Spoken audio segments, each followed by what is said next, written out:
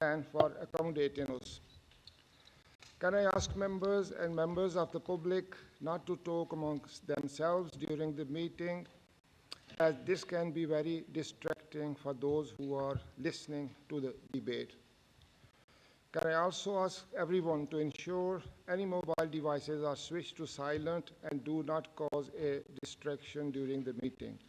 I would remind everyone that the use of mobile devices for the taking or making of phone calls is not permitted in the meeting.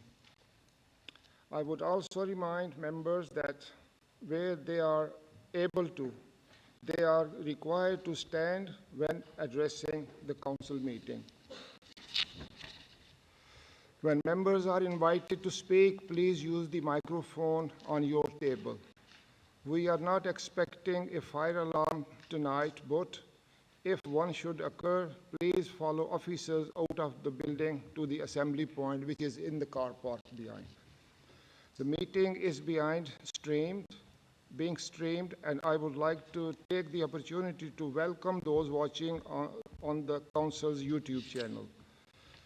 Finally, members, let us all remember to treat members of the public, elected members, and officers with respect throughout the meeting, as set out in the Code of Conduct for members. Item 1 on the agenda, minutes of the previous meetings of the Council held on 23rd May, Annual Council 23rd May, Appointments Council, and 7th of June. Mr. Deputy Mayor, can you, I move the minute. Deputy Mayor, can you second the minutes, please? I second those minutes, Mr. Mayor. All those in favor, please say aye. Aye. The minutes are approved. Item 2 on the agenda, declaration of interest. Are there any declarations of interest? Mr. Councillor Fewing here. Items.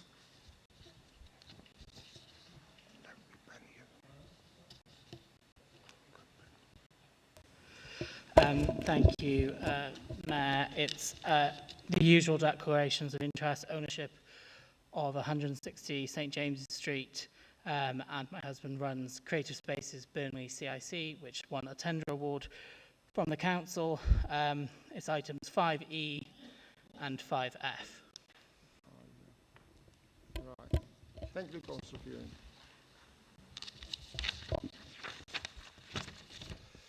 Item 3 on the agenda, Mayor's communications. As this is Mick Hartley's last meeting, I would like to invite members to say a few words if they wish. So any member, Councillor Afrasiab.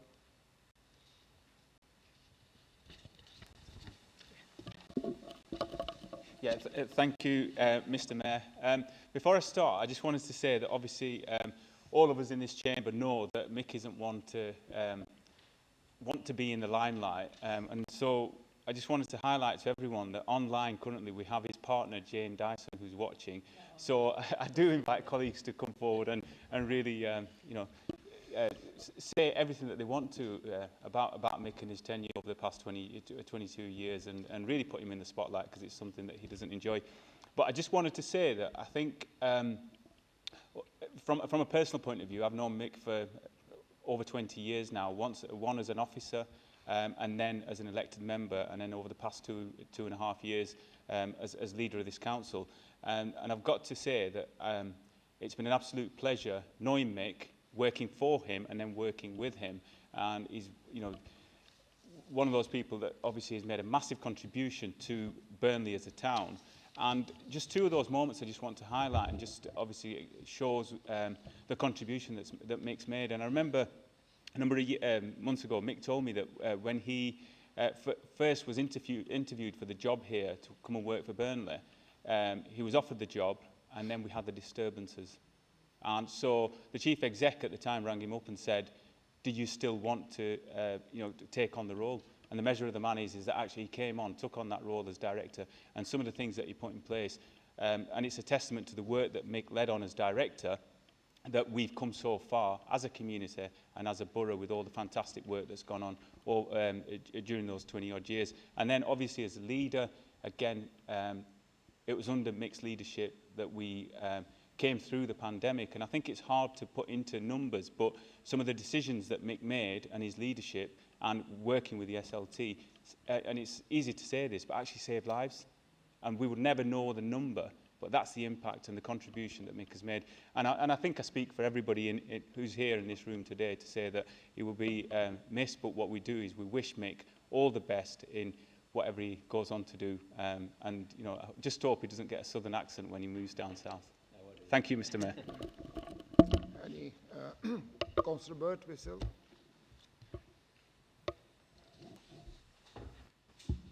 Thank you, Mr. Mayor, and I would like to more or less second what the council leader has said. I've known Mick all the time he's been here, going back 22 years. When he came here, he was a director, and he has to be proud of what he's done. I don't like carrying them things. He has to be proud of what he's done. He has delivered what we wanted him to deliver. He's delivered a town that's much better now than it was 22 years ago. And I know he's going to retire, and the right thing to do is retire when you get to the grand old age of what he is. I should have done the same. But I wish him all the very best in his retirement, and I understand he's moving away from the area, and all the best in what he does from the life. From 60, he's still got 25 years of good life left, so enjoy it. Thank you. If you get on that, you've got a bonus. Enjoy what you're doing, Mick, and I've known you for 22 years. I really appreciate what you've done for the town. Thank you. Thank you. Councillor Baker. I think Councillor Burt has said it quite adequately. I've known Mick since I started about 14 years ago, and although we don't always get on with, I have a different sense of humour to everybody else, but he knows I respect him, and I've liked him, and I think I once said he was the only officer I thought we could trust. I've obviously extended it to more now, as every other's enjoyed it, but best of luck in your retirement, Mick, and thank you for all you've done for us and the town. Councillor Graham first. Thank you for the opportunity to say thank you to Mick. I have known Mick for 22 years. I remember meeting him on his very first day and couldn't believe that a 12-year-old would be coming to work for Burnley Council in such a senior role. And he hasn't really aged an awful lot since then. And I think people in this room who've known Mick a bit less long than that won't realise what a key driving force he was behind some of the best developments we've got in Burnley at the moment. If it wasn't for Mick, St Peter's Centre may not have got off the ground. It was the first combined health and well-being, health and doctors surgery in the country at that time. And it was so groundbreaking that a lot of our major partners didn't really know how to do it, but Mick drove it through and achieved what we've got today. And I think you could say the same probably for Burnley College as well, because moving Burnley College from where it was on Ormerod Road to that fantastic building that it's in now was partly due to Mick pushing it. His enthusiasm for Burnley, even though he's a Yorkshireman, has never been, could never be mistaken, and his energy as well. So thank you very much, Mick, for being such a good colleague as an officer and for being such a good chief executive. Now I'm a member. Thank you. Councillor Husker, are you in? Yeah, thank you, Mr. Mayor. Mick, since I came into this office, I should say, me and you, we haven't always seen eye to eye, I'd be fair to say. And me and you have had some, putting it mildly, some heated discussions. When you gave me that phone call and you said you were leaving, it weren't public knowledge, I looked up at the sky and thought, yes! It was nearly as good as beating Mark Tynes in its county seat. But joking aside, apart from beating him, joking aside, Mick, I'll for one, I'll miss you.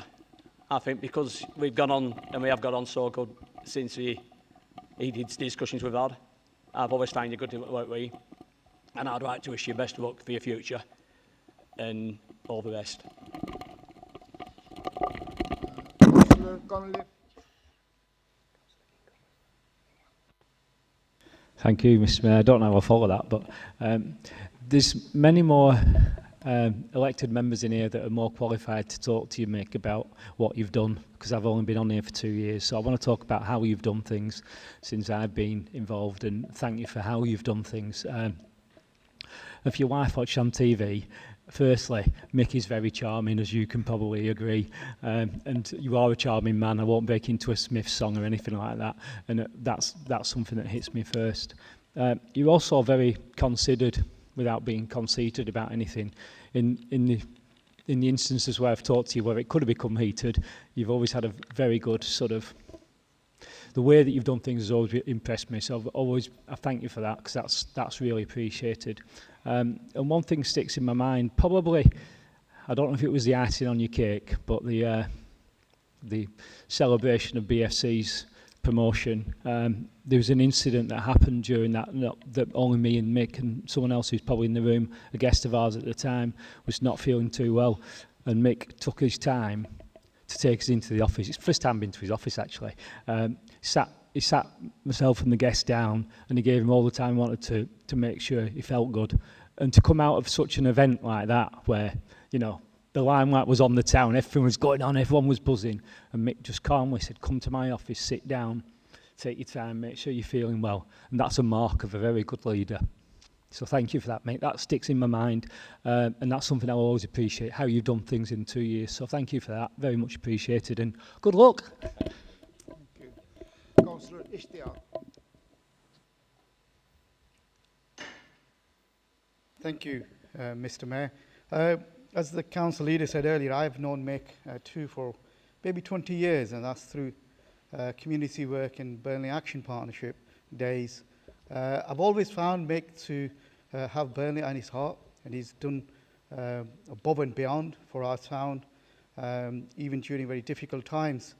And above all, I found Mick to be very receptive to listen to community members, obviously as elected member, and giving time and coming out, listening to concerns and having a very open mind and trying to make a difference where he can.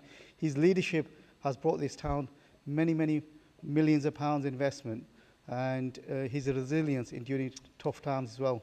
So I'd like to thank Mick. Thank you very much, Mick, what you've done for our town and what support you've offered me 20 odd years ago, and when I joined as a councillor. Thank you very much. All the best for your future. Okay. Councillor Townsend.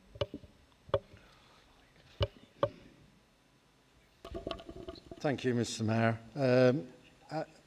Personally, I had the privilege of chairing the appointments panel that actually appointed Mick, and I must admit, as Chief Executive, and for not one moment since we made that decision was it ever a regretted decision. Some of the work he's done has been outstanding in terms of moving Burnley forward, and we're only just starting to see some of the benefits of that today, but I'm sure we'll see it over the next decade, because that's how long it can take for things to come through. So your legacy will live on, Mick. And, you know, in terms of, and it's just coming to fruition now, some of the work we did on Pioneer Place and had to do together.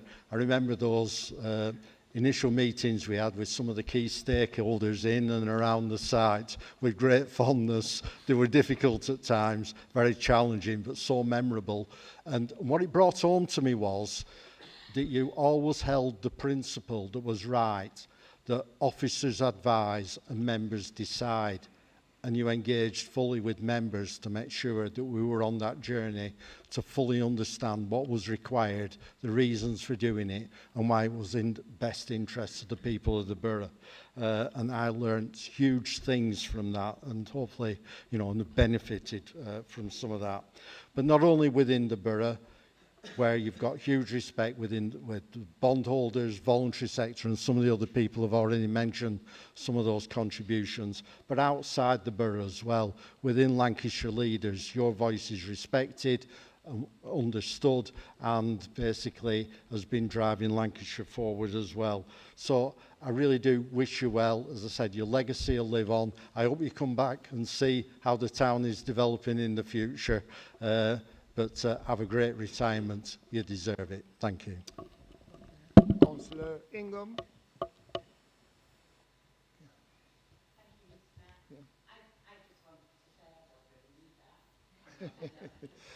We can hear.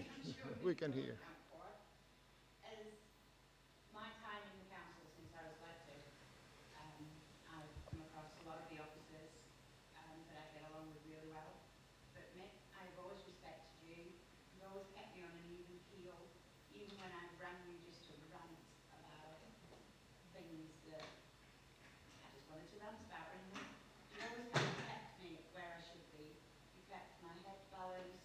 You kept my commitment to my board as a councillor, and I wish you all the best because nobody deserves it more than you do. Thank you for what you've done for the town, and going forward, I just hope that you have a really nice retirement.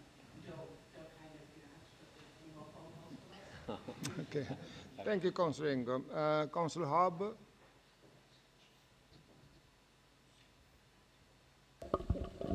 Thank you, Mr. Mayor. As the people have said tonight, Mick's been with us 22 years, and what I want to make a point of is not just what he's done for Burnley, but what he's done for Padiham as well. And I just want to highlight a few issues of what he's done for Padiham, and when he worked with myself closely on the collapsed wall at the back of Melbourne Street, which had been a massive issue for many years. He facilitated meetings with Lancashire County Council engineers, and they finally accepted that it was their responsibility, and we got that done together. The HLF lottery bid, the 1.4 million what came into Padiham Town Centre, shop fronts, etc. Mick was there again in Padiham Town Hall with myself and the leader at the time, Councillor Mark Townsend, talking to reps from the HLF, basically guaranteeing them that we would deliver our share of the bid, and the bid was successful. Another one close to my heart back in Padiham, Perseverance Mill, again, an area which stood derelict for many, many years.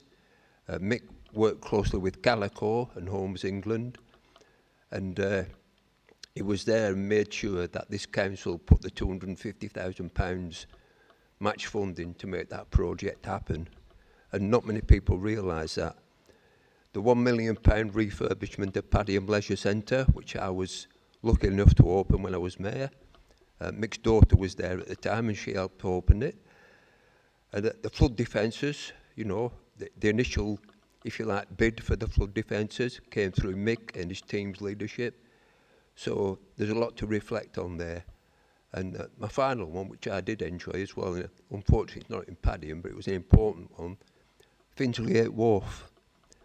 I always remember going on a little canal trip on the barge along the canal there with representatives from the HLF again, and it was Mick what led the way, again, reassuring these people that that money would be well spent.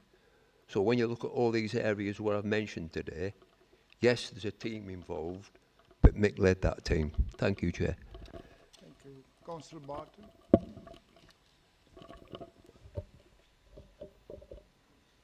Mick, I've only been a councillor here for just over 12 months now, but I have carried immense pride with me as I have seen how the council under your stewardship has impacted the local area and what happens within the council itself. You have my very, very best wishes for the future. And if you find yourself getting a little bit bored, I can only imagine your new local authority will be absolutely delighted to have you on our side of the table. Good luck. Any other member? Councillor Ishma.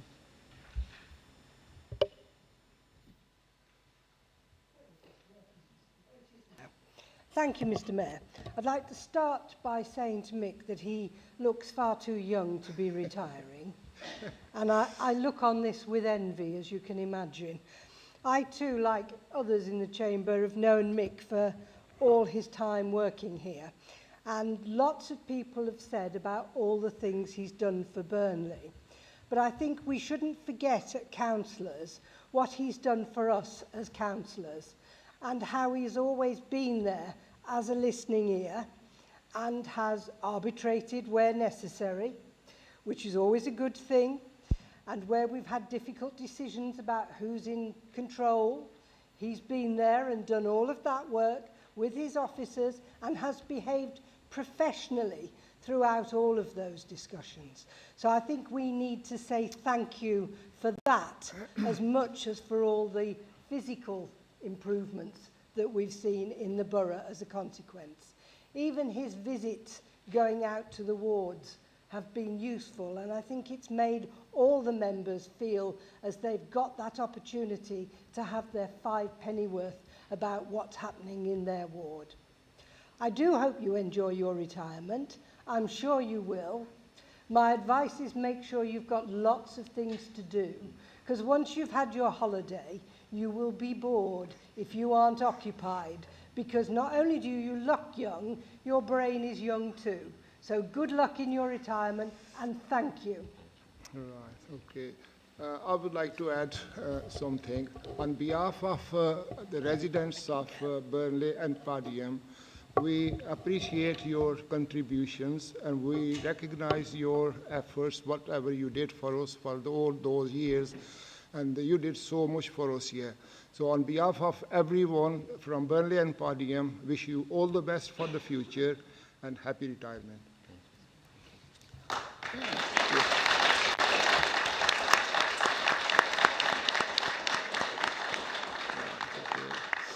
Item, sorry, Mick will give it. Mick, this is your response. Okay, thanks, Mr. Mayor. Thank you, members, for those very kind words. I will be brief. I've absolutely loved working at Burnley over the last 22 years. It's been a real privilege to work in a town that's got such an ambitious council and just got such ambitious businesses and partners as well. I think I've worked with some amazing councillors and colleagues, businesses and partners, and I think that's just really added to it, and it's helped to spur us on. I think we all work so well together. I was talking with someone the other day, and I think for the thing about Burnley is everyone just gets on with it. Everyone wants to see the town go forward, and everyone's really pragmatic and wants to be part of that. So, with businesses, I always talk about the Burnley success story and the importance of being part of that success story. We know we've still got challenges, but there's been a lot of success and a lot of change, and I've seen that over those years. It's been a real pleasure to work through that. As been mentioned, I am 60 now. My partner Jane lives down just near Beaconsfield. I'm moving down there. It'll be a new chapter in my life, but I will definitely, Burnley is a really special place for me in my heart, and I will continue to keep an eye on what's going on in Burnley, and I will still got family and friends up here. I will be coming over every so often to see what's going on, and hopefully may bump into some of you when I come over as well. But I'd like to wish you all the best for the future yourselves, both in your personal lives and as a council, and all the best for Burnley, because I know Burnley will continue to go on from strength to strength. I think there's such amazing people and partners, and yourselves councillors in Burnley. It can only go one way, and I think success breeds success, so I know it will go forward. So thank you very much. Okay. Thank you. Thank you, Mr. Conley.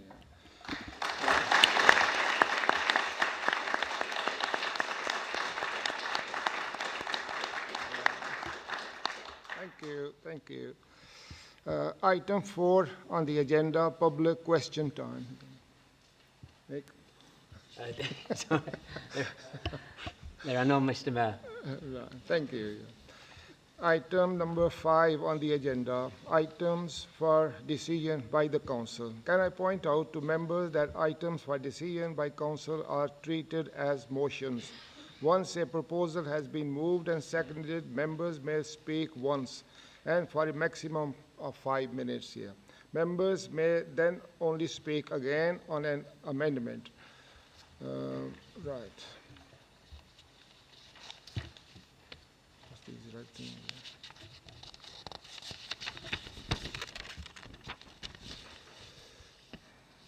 Right, agenda item 5A, final recommendations of community governance review. Councillor Afrasiab Anwar, will you please move the report? I move the report, Mr. Mayor. Okay. Councillor Sue Graham, will you please second the report? Thank you, Mr. Mayor. I second the report. Any member? Councillor Cunliffe.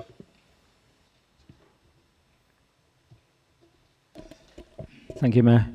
As a ward councillor for this ward, coverage of Worsthorne, this is pertaining to Worsthorne Parish, I welcome this report. In a previous life, I was involved in probably the largest decentralisation project the world has ever seen, which took local democracy down to the village level. I don't know if anyone's familiar with KDMP, but it was massive in Indonesia.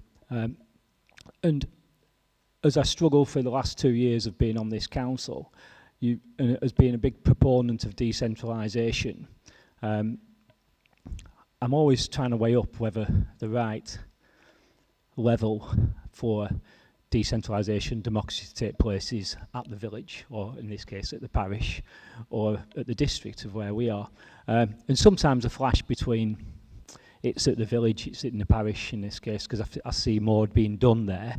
But there's also enough examples within my own ward and within other wards in the town where you kind of, it's 2 steps forward, 3 steps backwards at the parish level. So there's, you know, it's like us, it's a rocky road to getting things done, but I think there's a lot going on at the parish level that needs rewarding. So I welcome this review, and all it basically is doing is opening up to allow more members onto Worsthorne Parish Council, which I welcome, as unfortunately the parish is growing in the wrong ways without the right sort of social and physical infrastructure support that it needs. But it does need the opening up of democracy, so I welcome this in this ward and in this parish. So yeah, I'm happy to support this. Thank you.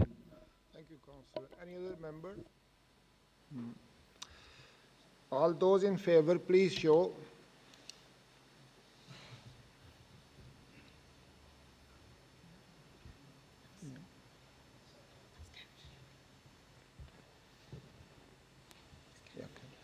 All those against? The motion is carried.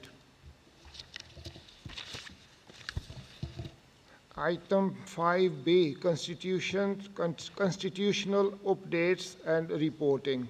Members, we will take this in 2 parts. Firstly, we will deal with the change to the Constitution and the principle of making additional appointments to Burnley Together and Growth Lancashire as set out in recommendations 1 and 2 from the report. Councillor Afrasiab Anwar, will you move recommendations 1 and 2 from the report? I move recommendations 1 and 2 from the report, Mr. Mayor. Thank you. Councillor Sue Gray, will you second recommendations 1 and 2 from the report? Thank you, Mr. Mayor. I'm happy to second those recommendations. Any member?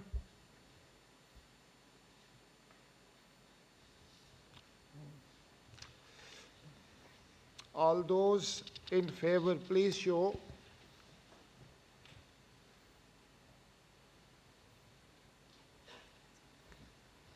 All those against? Any abstentions?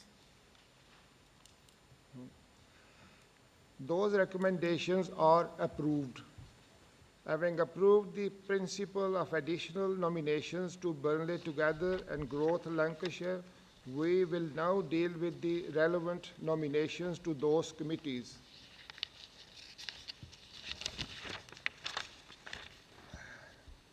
We have received the following nominations. Burnley Together Steering Group, experienced opposition member, Councillor Margaret Lishman, Lib Dem. Growth Lancashire, alternative member, any member, Councillor Gordon Bird-Whistle, Liberal Democrats. All those in favour, please show. Taking both of them together. Taking both of them together? Sorry. Yeah, just... Yeah.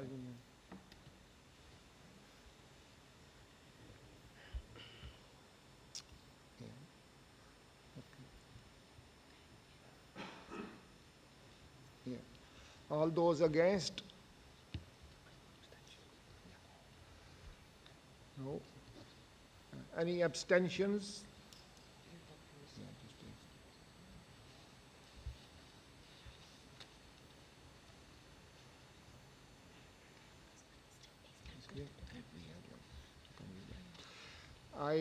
I declare that Councillor Margaret Lishman has been appointed to Burnley Together Steering Group and Councillor Gordon Birtwistle to Growth Lancashire. Congratulations. Item 5C, Management Structure. Councillor Afrasia Banwar, will you move the report? I move the report, Mr. Mayor. Councillor Sue Graham, will you second the report? Thank you, Mr. Mayor. I'm happy to second the report. All those in favour, please show.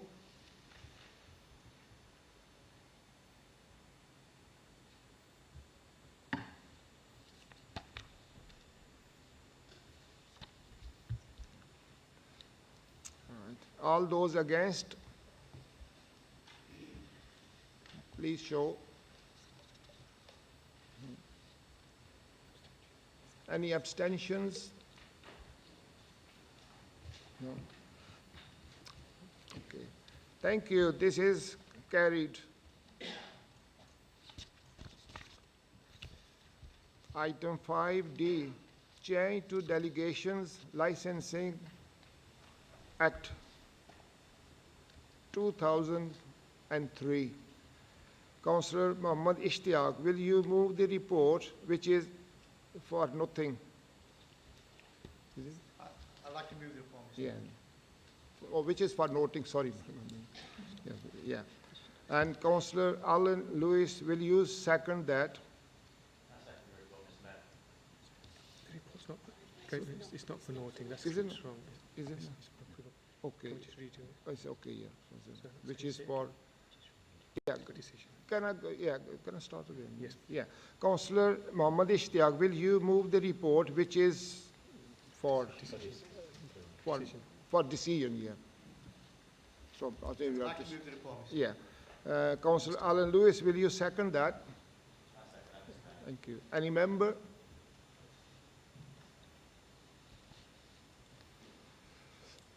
No. All those in favour, please show.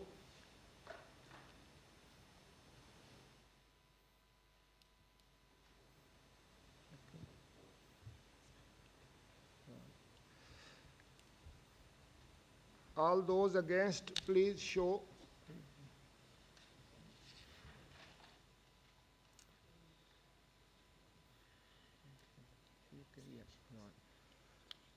Okay. Any abstentions?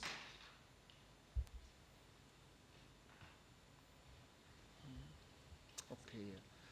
This item is carried.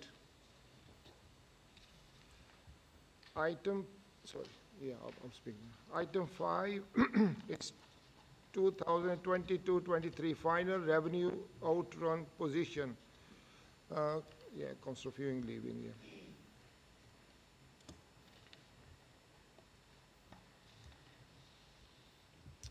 Okay. Councillor Sue Graham, will you move the report's recommendations? Thank you, Mr. Mayor. Happy to move these recommendations. Okay. Councillor Afrasia Banwar, will you second that? I second that, Mr. Mayor. Any member? Councillor Cunliffe? Yeah. Oh, is it? Oh, sorry. Oh, no, Councillor. Sorry, no, Mr. So, Councillor McCann.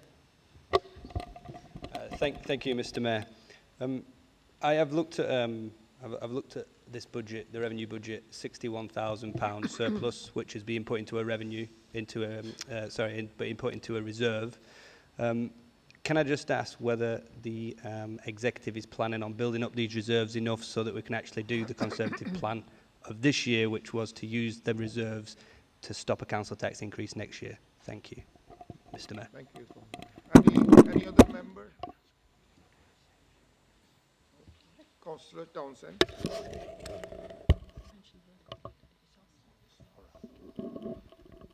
Thank you, Mr. Mayor. Just referring to what Councillor McGowan said, and in terms of putting it to one side for council tax, I think what all members have to realise is when we talk about savings in year, we're talking about one-off savings, not actual revenue savings that would be sustainable over the long term. And I think that the £61,000 that was saved last year against a budget of, like, I think it was around 16 or 17 million, is really small percentage in terms of how close we got to actually achieving that budget. I think it was pointed out to the Conservative group when Mr McGowan, Councillor McGowan moved his amendment at Budget Council that his proposed freeze on council tax would have cost this council 1.2 million over the lifetime of the medium-term financial strategy of 5 years. The £60,000 is a drop in the ocean. I think we could all take it more seriously if there was a plan of where the other 1.14 million was going to come from in terms of you know, it being a serious proposal. But I'm sure, and I'm not the portfolio holder here, but I'm sure no options are taken off the table to ensure that council tax remains as low as it possibly can be in the future, to ensure that our residents are getting value for money in these tough times when taxes generally across the whole of the UK are at a 70-year high, mortgage rates are going through the roof, and debt is spiralling. So I don't think we'll take any lessons from the Conservative group in terms of how we should be managing the council finances. Thank you, Mr Mayor. Councillor Cunliffe, yeah. Oh, sorry, I'm sorry, keep confusing myself. Councillor McGann. Just a point of You're order. my favourite, yeah. Just a point of order, Mr Mayor. Councillor Townsend's factually inaccurate when he said it'd be a £1.4 million deficit. It was a £250,000 one-off that we were proposing the council pays the increase on behalf of residents, and it wouldn't have been 1.4. It was 125 from reserves out of the 700 the council squirreled away, and 125 of vanity projects that this executive actually just spends and wastes money on. So it's not 1.4, just a point of order. Thank you.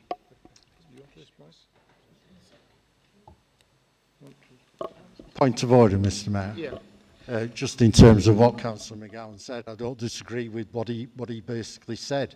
The premise of his argument is it was what he agreed with me, that it was a one-off amount. So I just want to make that clear to everybody who's listening, perhaps on YouTube, that it's a one-off amount. It's not a sustainable amount that can actually go towards revenue savings. Thank you. Okay. Councillor Baker, you want to say anything? Okay, yeah, well, that's fine then. Right, any more members on this? No. Sorry. Yeah, Councillor Graham. Yeah. Sorry, Councillor Townsend's stealing my thunder a little bit there. He's quite right, though.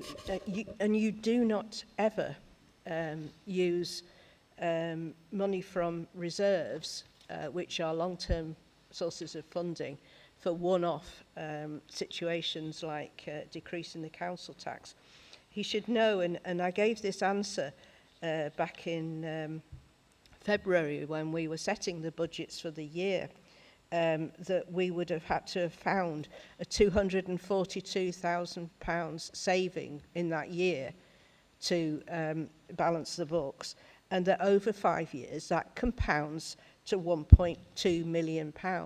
If he needs advice on how to look at the revenue budget and council funding, he needs to talk to the officers who will, I'm sure, advise him accordingly. Thank you. Thank you. Right. All those in favour, please show.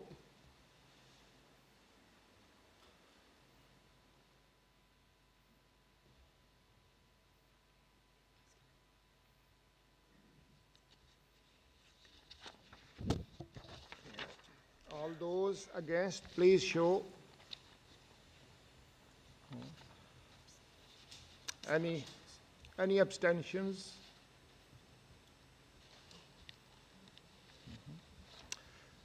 Okay, thank you. This item is carried.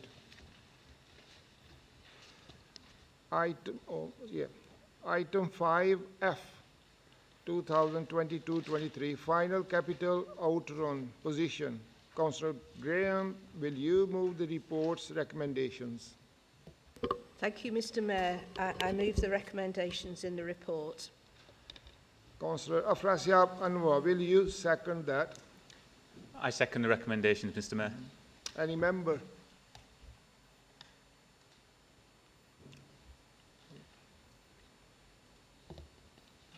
No. All those in favour, please show.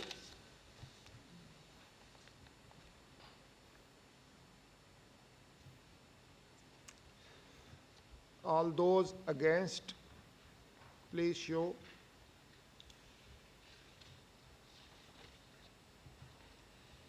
Any abstentions?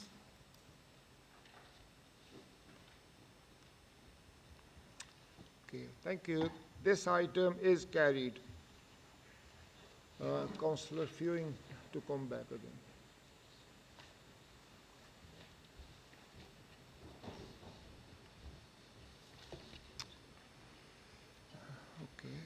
Right. Item 5G, Annual Treasury Management Review of 22-23 activity. Councillor Sue Graham, will you move the report's recommendations? Thank you, Mr Mayor. I'm happy to move the report's recommendations. Thank you. Councillor Afrasiab Anwar, will you second that? I second the recommendations, Mr Mayor. Any member?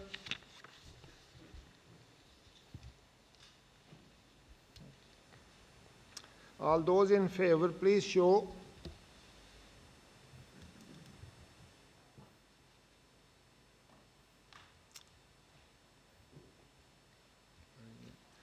All those against?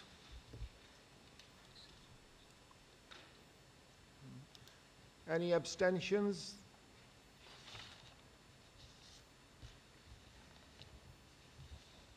Okay.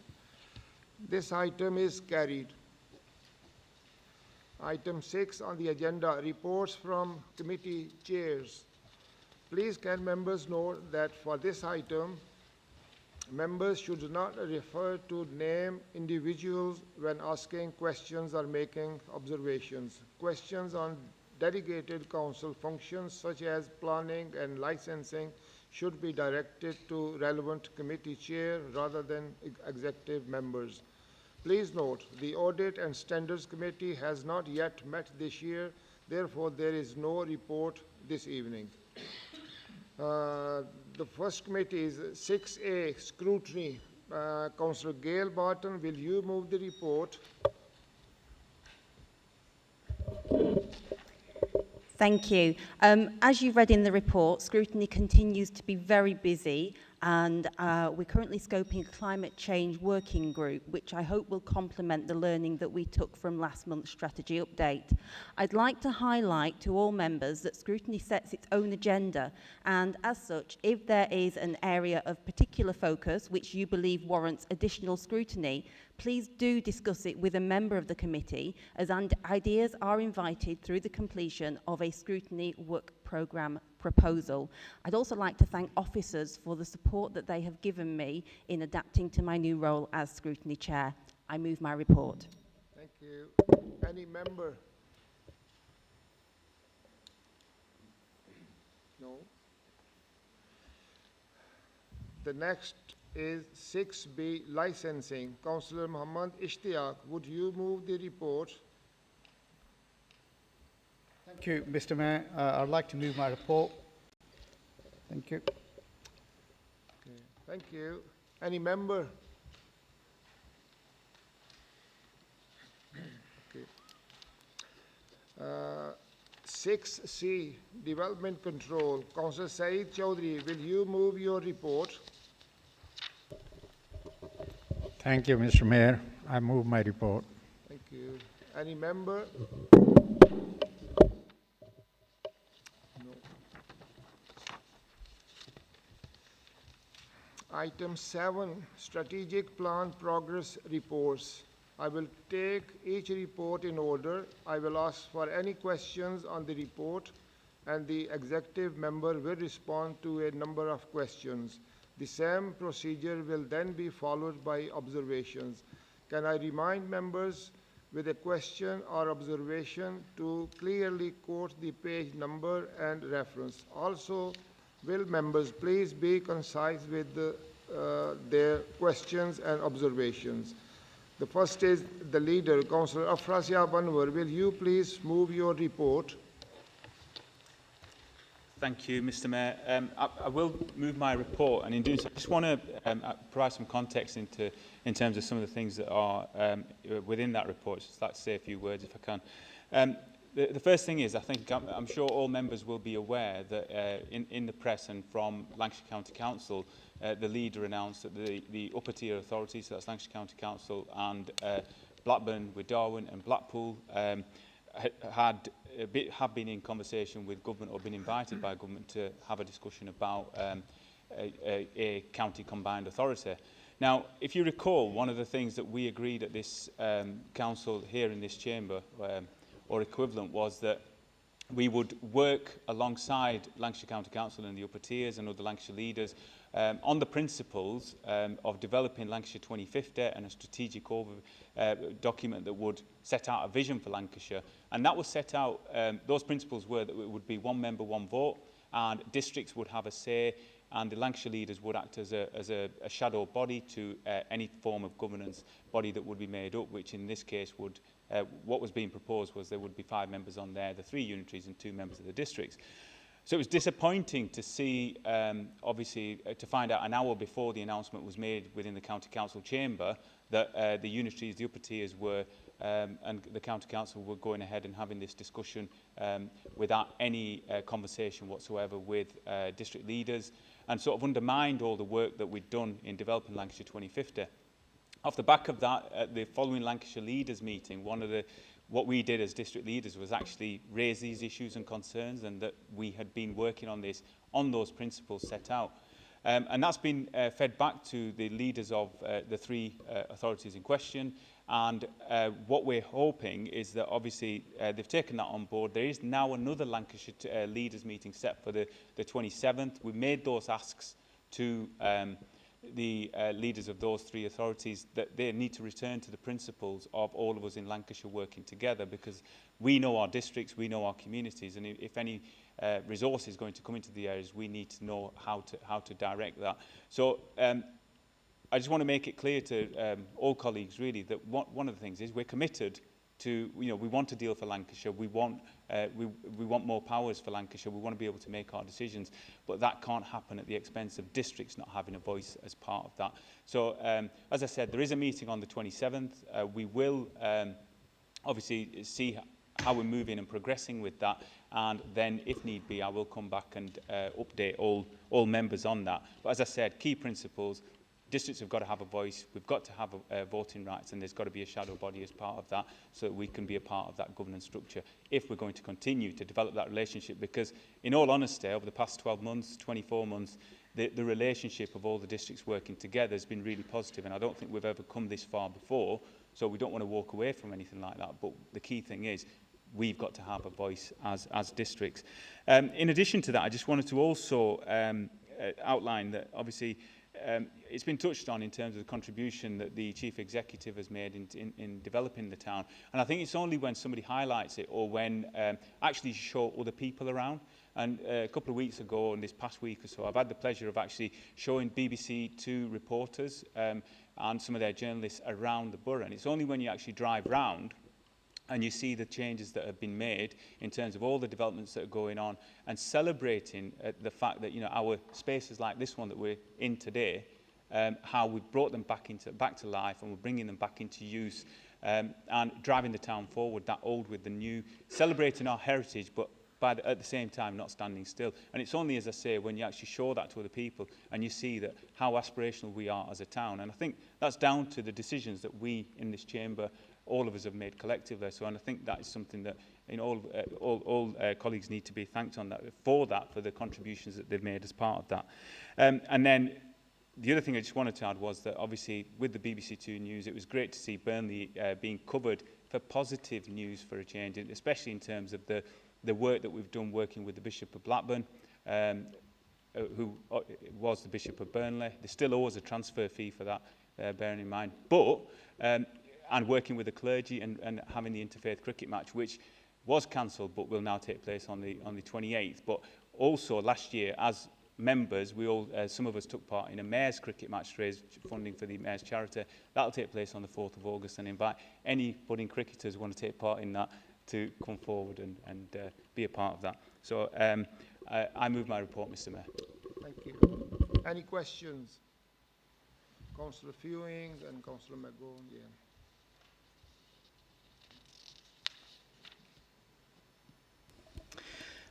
Thank you, Mayor. You answered quite a lot of what I was going to ask, actually, in presenting the report. It's in relation to the combined authority. I was actually at that county council meeting and was horrified to hear that it had been agreed without any reference to us as a district council. So I guess my question is, how likely do you think we're actually going to be listened to? I know you've said that you've called on them to have this meeting, but what is the feeling? Because we're not in the room in those leaders' meetings, and it's really disappointing that the Conservative-run county council just took this away from us as a decision when we all passed these motions. So I'd really appreciate if you could give your feeling on where it's going. Are we going to be shut out of these decisions? Thanks. Thank you. If we take one more question. Councillor McGowan have a question as well. Yeah, go on. Thank you, Mr. Mayor. I want to thank the council leader for his report. I have a point to raise about the independent shops we have on Stanley Street and Curzon Street. So I also welcome what's going on with Pioneer Place, but I have been speaking with traders down that area of the town centre. I know there is currently LCC work being carried out to strengthen the bridge, and that's having a direct impact on their footfall. So could I just ask that this council, working with Burnley Bid, actually get something together to help them guys until Pioneer Place is fully open and ready, because at the moment they are struggling in places like Sweet Williams Florist, Burnley Homebrew. And on that note, I do want to pay tribute to Amanda for winning the Best Independent Retailer and the Best Ambassador for the first ever Burnley Town Centre Customer Service Awards. Thank you, Mr. Mayor. Councillor Anwar, you want to respond?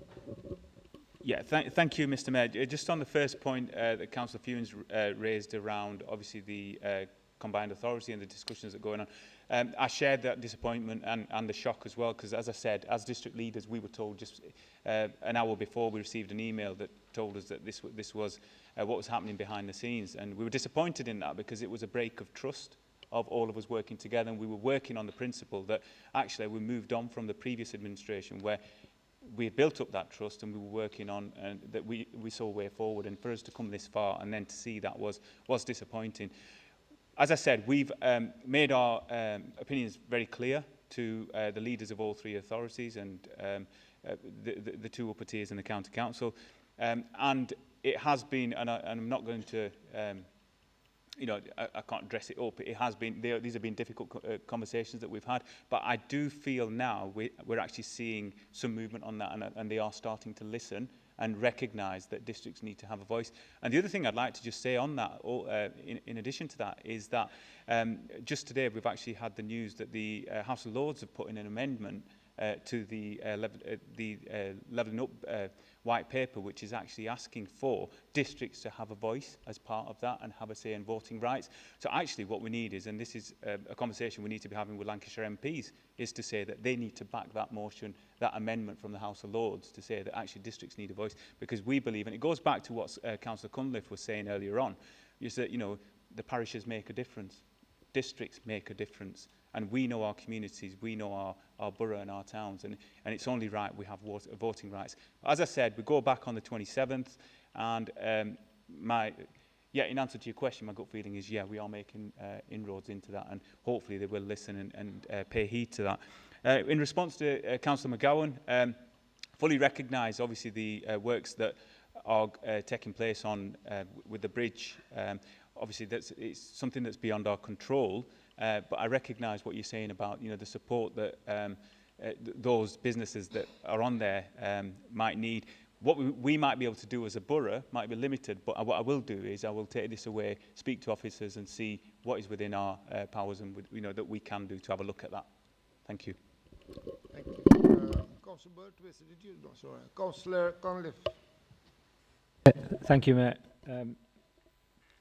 Councillor, just a more general question on strategic commitments. I know at the start of this annual cycle, we had some discussion on maybe reviewing the strategic commitments similar to what the new chief exec looked at his management structure that we saw in the last voted on session. So I'm just wondering if you had any more thoughts on that, on rejigging, tweaking strategic commitments going forward to take on any new changes, be they structural or procedural. Yeah, thank you, Mr. Mayor. In response to that, as you saw obviously on the agenda, we have had a slight change amendment that's been, a report that's come from the incoming Chief Executive in terms of the change in management structure. I had hoped that he would wait till Mick has left before he starts to change things, but he's keen to get in there. So that's one aspect of it. But the other thing is and I think obviously with fantastic the work that Mick has done, but one thing that we recognise, and actually our partners, other people across Lancashire recognise, and they point out to us, is that we're forward thinking. We don't want to stand still as a borough, and people see that and they recognise we don't want to stand still. So actually a new chief executive coming in is an opportunity to do that, and it is a commitment. But we want to let Mick leave the room first. Thank you, Mr. Mayor. Right. Any more questions? No. Let's go to observations here. Any observations? No. Right, move on to Deputy Leader and Executive Member for Resources and Performance. Councillor Sue Graham, will you please move your report? Thank you, Mr. Mayor. I'm happy to move my report and happy to take any questions. Thank you. Any questions? Councillor McGowan. Thank you, Mr. Mayor. For members that aren't aware, the Labour leadership last week, this is PL5, page 84, so for members that aren't aware, Labour last week actually approved £25,000 for a CO2 analysis to have a private company run through everything the council bears to show how much each item produces in carbon. The example used was knowing how much carbon a staff member would use if photocopying documents. And apparently we can use this information to print labels and stick them to cupboards to show each staff member how much carbon is emitted every time they use a piece of paper. Again, this is costing £25,000 and Labour have agreed to it.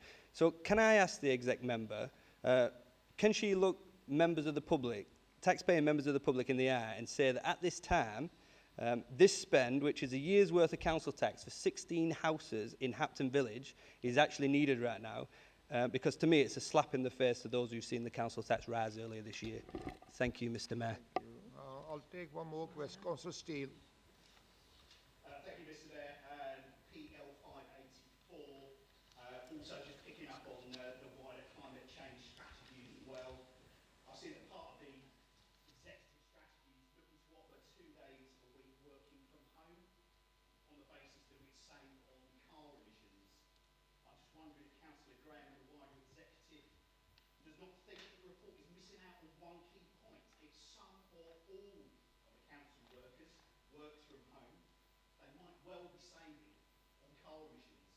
But what about during the winter months where there's 250 boilers on, televisions on, microwaves on, tumble dryers on, washing machines on, to say the least? It all seems rather short-sighted.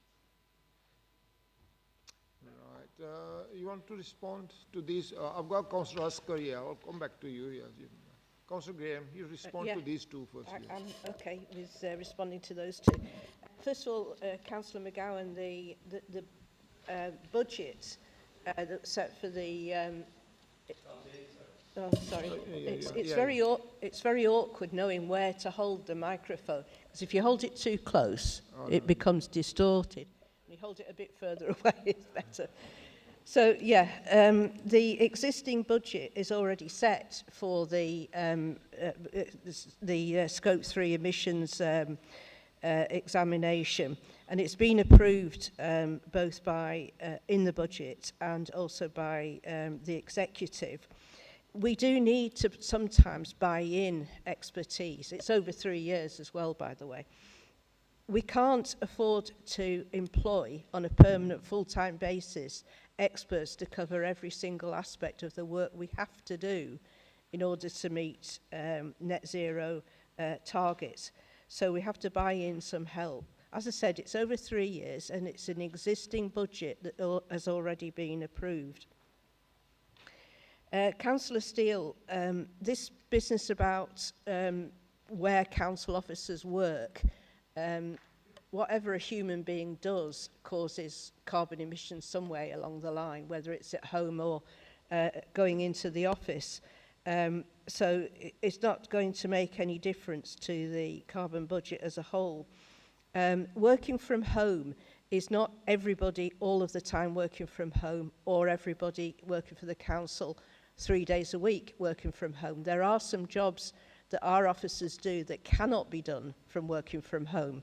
But there are some jobs where it's a good idea to offer that flexibility. People that are working on policy stuff, for example, may well be better off working from home than having to have their thoughts constantly interrupted by phone calls. But what we have to do is to trust the management of the organisation to manage that appropriately. And if they think it's okay for people to work from home a couple of days a week, then that's up to them. If they think that everybody should be in the office 5 days a week, it's up to them. So we offer that opportunity, flexibility, as a good employer, and we leave it to the management to decide who works from home. Thank you, Mr. Mayor. Okay. Councillor Husker. Councillor Husker, yeah.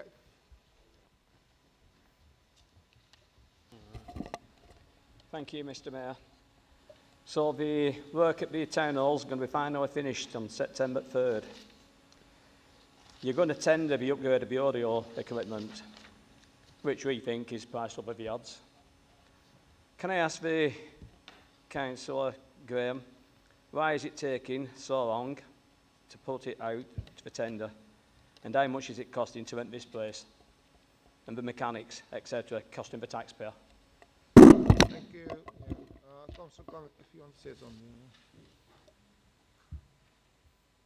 Before I start, Mayor, just check that everyone can hear me properly, because and we need training on this, because we're spending this and we need to get it right, so everyone online and in the room can hear it, because it's not easy and it's not a job. So is that sounding all right to everyone? Yeah. Okay. You carry on. Right, thank you. So on the same page, so I've just missed it as a stroke there. Page 83, PL5, to Councillor Graham. I welcome the work that different officers, staff have done towards this as it's gone forward. But I recognise that a lot's been done to reduce emissions across the council's organisation. My issue is with how we capture that and how we talk about results. About a year and a half ago, when this monitoring evaluation framework was set up for climate action, I critiqued it then and I sent in an alternative. I wasn't taken up on the offer to assist free of that, because I've got expertise in working in this field. And I still look at the framework now, and I still, from a M&E professional's perspective, it's primary school level.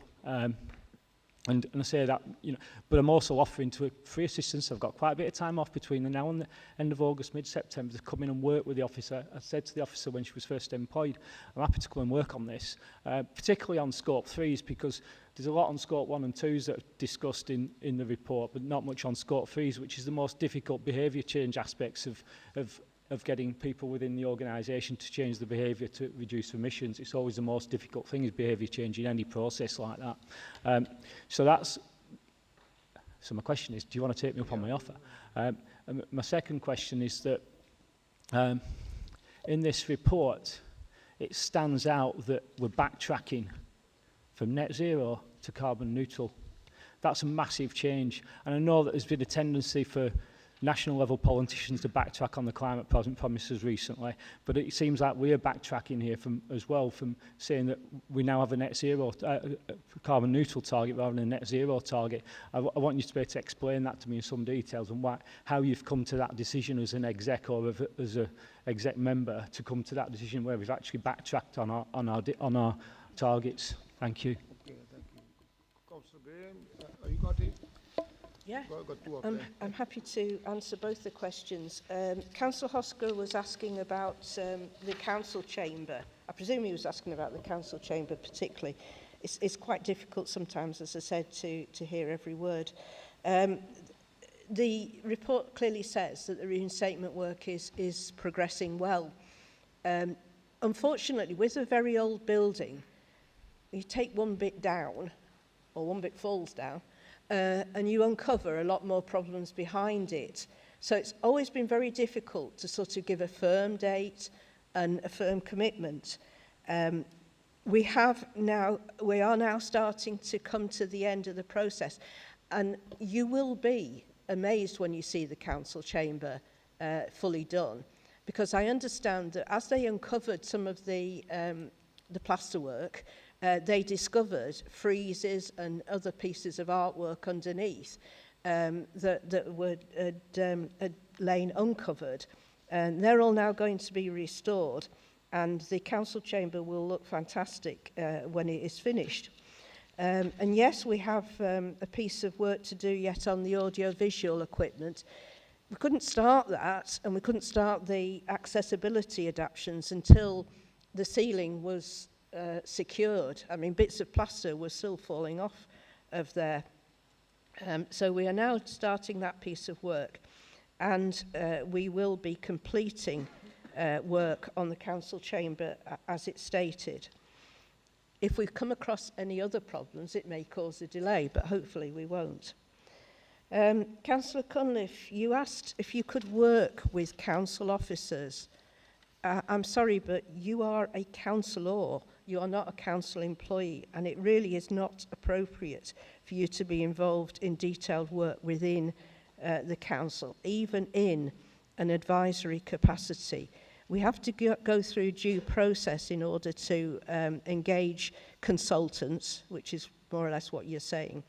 And we have already, or we are doing that at the moment, for advice on areas where we don't have that expertise. It's just not appropriate to be involved. Thank you, Mr. Mayor. I think I've answered both questions. Right. Oh, you got another one? Yeah, just... Sorry, you did. Sorry, I forgot about that. We never committed to being carbon zero to net zero. The whole country is committed to net zero by 2050. We committed to working towards being carbon neutral by 2030, and we are moving towards that. Thank you, Mr. Mayor. Right, we are moving towards observations, if any. Councillor Steele and Councillor McGovern. And Councillor Gale.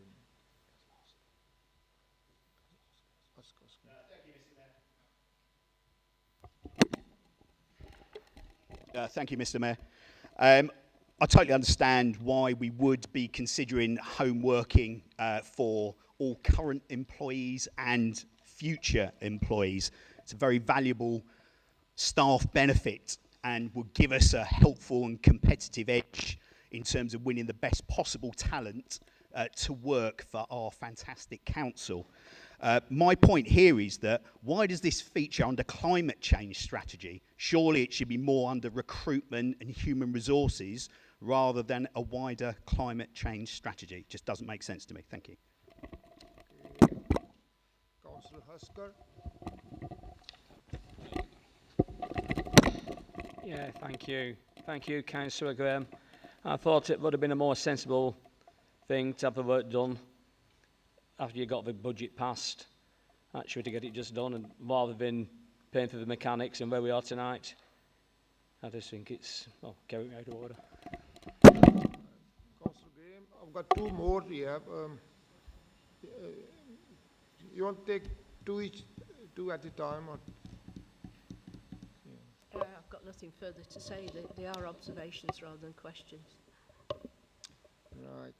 Next is Councillor McGovern. Thank you, Mr. Mayor. I mean, I actually think that on this, Councillor Graham was actually present at the scrutiny meeting where I really was angry that we were wasting £25,000 on labels that are going to tell people how much the carbon footprint is. That's what the company who give the report said. That was the sales pitch, and I think that they're having this council over. But I do actually just want to make an observation. Normally, Councillor Graham goes back at me and normally gives a point quite vicious back and says to me this and that and called me a dinosaur previously. But I note on this occasion that you're very subdued, and it's probably because deep down you know that this is an absolute waste of taxpayers' money, whatever the Green Party might say about Scope 3 emissions. Thank you, Mr Mayor. Councillor McGowan, I won't have you put words into my mouth. Thank you. Right, Councillor Barton. Last week, I led a scrutiny working group. Sorry, this is observation on page 84, PF1. A scrutiny working group on a visit to Burnley's contact centre to see firsthand the excellent service that Liberata staff are delivering for residents who phone or visit the centre. We were delighted to see that the drop-in facilities, which are located on Parker Lane opposite Burnley Central Library, are welcoming and accessible with friendly staff on hand or digital reporting facilities for those who require them. Staff working behind the scenes appeared well supported, and they work in a very comfortable environment. While we were there, we approved the use of a call waiting function, which allows callers to hang up the line to retain their place in the queue. The system calls you back when you get to the front, and we verified that it does work effectively. You've probably already experienced it through purchasing tickets or other items. Well, we now have it at Burnley Council. I'm very pleased about that. Okay, Councillor Cunliffe here. Thank you, Chair. Just an observation on what I mentioned earlier. During COVID, which is probably the biggest emergency challenge that we've seen collectively, we all came together, and Burnley together came together to deal with that massive emergency. Some of us in the room might not believe that climate emergency is just as important or just as drastic. So my offer to work with the council on this is in that same spirit of we need to be progressive, we need to be collaborative, and if we're to get through this and play our part in this emergency, we need to work together. So I've put in an offer to do that. It's been rejected for over a year and a half now, and I kind of give up now because I've put that offer forward a few times, and it's really sad that in drastic times, that we can't work together on issues that are severe emergencies, because it needs us all to pull together to work on it. Thank you. Thank you. I've got one more. Councillor Fewing. Councillor Fewing, yeah, you can. Thank you, Matt. It's PL5, page 84. My observation is really around some of the discussion that's been happening in relation to this section. If people work from home, it does reduce carbon emissions, as Councillor Cunliffe just mentioned COVID, and that was the biggest working from home sample that we can have, and the emissions during that period were drastically reduced compared to what they are now. I would also observe that the Conservative government's own policies encourage people to have heat pumps, etc. So I realise that some people don't believe in climate change, but most people do, and there are measures there to reduce home emissions too. So I would hope that the Conservatives would support their own policies on that. And then just in relation to the strategy, I mean, I wasn't at the scrutiny meeting, so I'd be quite keen for someone to give a point of clarification, because we've had Councillor McGowan say we've paid £25,000 for some labels. Now, if that's not correct, I'd like someone to correct the record. I'm not involved in that. Climate change is important, but we certainly shouldn't spend £25,000 on some labels. I'm assuming it's one recommendation in a report with lots of other recommendations, and Councillor McGowan is misleading the public, but it would be interesting to understand that. And finally, the comment that 16 people paying council tax would add up to 25,000. Well, you know, this Conservative group routinely votes down our amendments to the budget to freeze council tax, and the biggest rise comes from the Conservative-run County Council, and their government are not funding public authorities. So look at yourself. Councillor Gray, we want to respond. Yeah, Councillor Funes is quite right about the biggest It's on. Oh, yeah, but somebody- Sorry, it is on. Councillor Funes is quite right. The biggest impact on council tax budgets comes from the Conservative-run County Council, but they are only, doing what their masters in Westminster are bidding. Councillor Cunliffe asked again about working with officers. We all like sometimes to get involved in projects and activities that the officers are leading. But to actually sit down and work with them, it's poacher versus gamekeeper. You have to decide which side you're on. And at the moment, you've decided to be, or the members of Worsthorne, the members who voted for you, have decided that you are their councillor and that you are there to scrutinise the work of the council that happens. So you cannot cross that divide and become an officer as well. Thank you, Chair. Mr. Mayor. Any more observations? No. Okay, we move. Sorry, Councillor yeah. Oh, sorry. Yeah, there is an awful lot more to that, Councillor Fewings, as you might imagine. But I'll get back to you with more detailed information. Thank you. Okay. Thank you. We move on to Executive Member for Community, Health and Environmental Services. Councillor Anwar, will you please move the report? Thank you, Mr. Mayor. I'll move the report, and obviously it's not my portfolio. Councillor Luna Khan can't be here today. She's had to give her apologies due to unforeseen circumstances. So I will move the report, and I just wanted to draw members' attention really, just a couple of points. First one being obviously the work that's gone on in terms, it was alluded to before, with the way Burnley Together came about during the pandemic.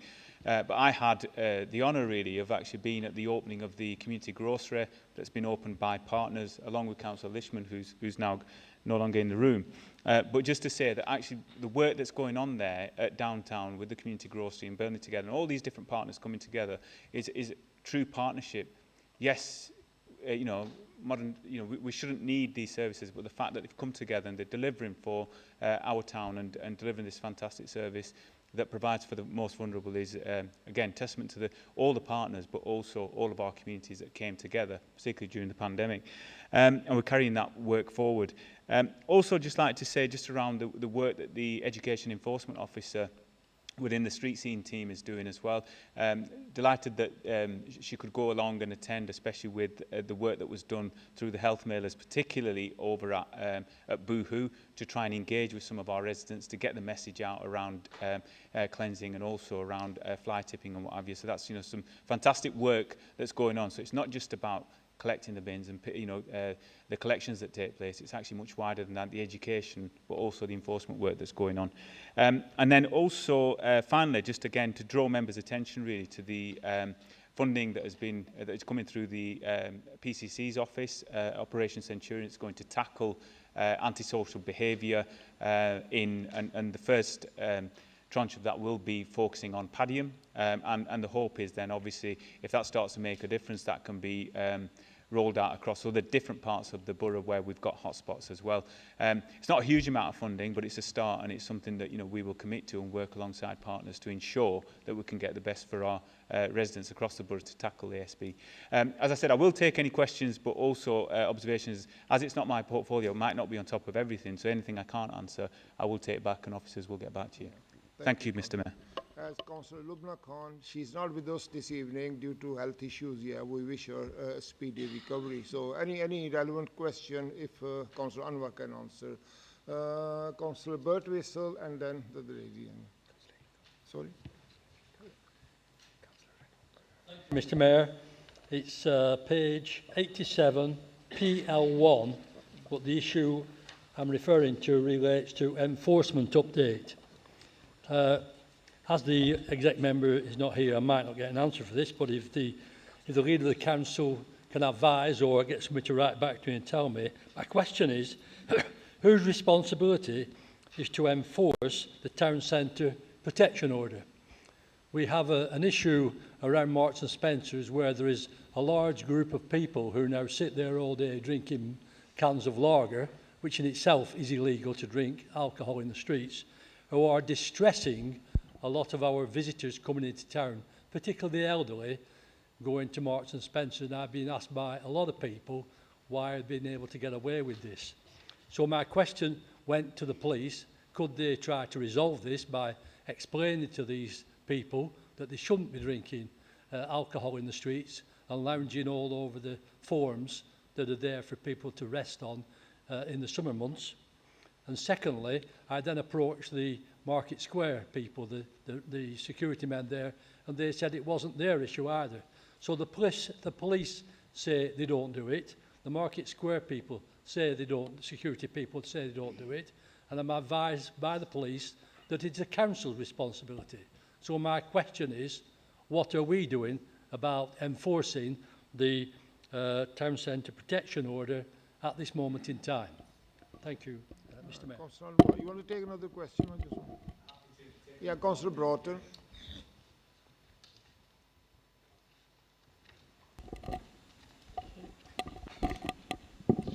Yeah, PL1, page 89. I've had a number of residents contact me about alligating, particularly around Beach Street, Padiham, but there are others as well. I can see the council is currently going through a review, but can the executive member please confirm to me the criteria used to determine who gets them installed? Is it based on the level of ASB? And if so, can we extend the amount of alligators, as I believe that we install about 5 or 6 a year, and I think there's a waiting list of about 80 at the moment. Thank you, Mr. Mayor. Councillor, what you want to respond? Yeah, these two, yeah. Thank you, Mr. Mayor. Just in response to Councillor Birtwistle, with regards to the town centre, the concerns that he's raising are concerns that executive members and officers have also raised with the police. My understanding is this is something that sits with the police. So off the back of that, one of the things that we have done is actually we're inviting the police colleagues to come and meet with scrutiny so we can ask those questions. So that is something hopefully that we can try to get them to address, but we will take that up as well. And again, but it is something that is on our radar, but I appreciate you bringing that up.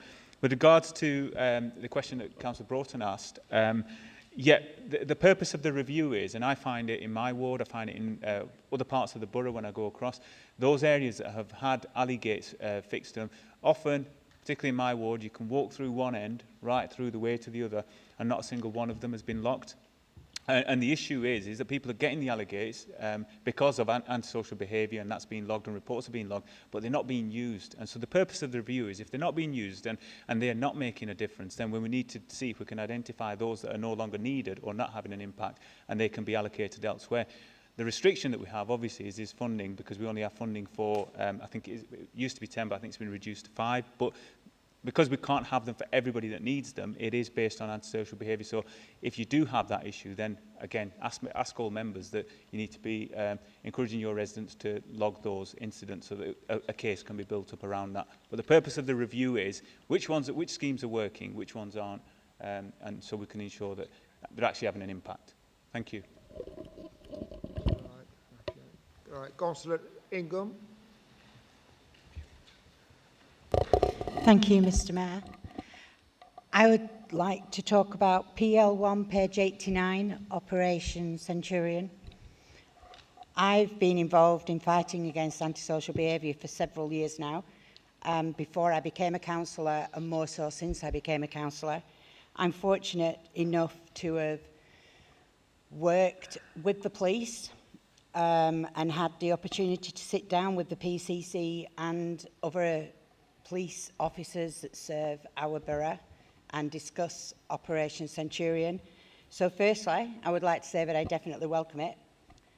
Secondly, I would like to thank the PCC and our MP Anthony Higginbotham for securing extra funding, and more importantly for securing the extra police patrols that equate to four extra police officers that primarily in Padiham alone, are working around the antisocial behaviour. I get lots of reports around the leisure centre and Tesco's and the Greenway, and I would just like to know if the executive officer for this agrees that this is a good way forward, and as it is over a couple of years, and will work within the Gulford ward for 6 months and then potentially move to another ward if that proves successful. Is this the way that we want to go forward as a council, and hopefully then work towards securing extra funding to carry this on throughout the years? Thank you. Okay. Councillor Husker. Thank you, Mr. Mayor. Change of heart. Right. Next one is Councillor Paul Reynolds.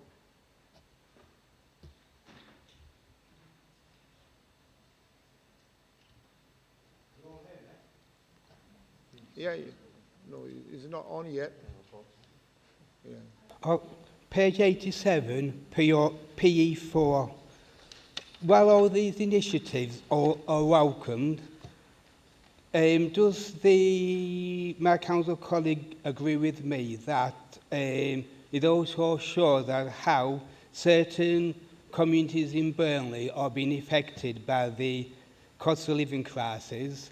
And also, does also think it's now not the time for the Conservative government to be looking at any changes to the inheritance tax? Okay. I've got Councillor Fewing. You want to take two at a time? Councillor Fewing, yeah. Thank you, Matt. It's P4, page 87. I couldn't mention this earlier because I had to be out of the room for the financial papers, but I do feel that it fits into the health and well-being elements of PE4. We have for some time now been waiting for refill fountains for water so that people don't have to buy bottled water when they're out and about in Burnley town centre and Padiham town centre. It comes to the cost of living crisis because bottled water is expensive, but last year was the first year where we breached 40 degrees in this country, and there were over 3,000 excess deaths in the UK from the heat that we experienced last year. So I do think it is a really important thing that we introduce for mitigating climate change, but also affecting health. So I'd just like to ask, when will those be installed? Thank you, Councillor Anwar. Thank you very much, Mr. Mayor. First of all, just going to Councillor Ingham and the question around Operation Centurion. Absolutely, any funding that comes in from the government or from any funding that we can draw in is always welcome. But as I said before, it's not a huge amount of money, and I know that what was mentioned was that it would be 4 additional officers working solely in Padiham.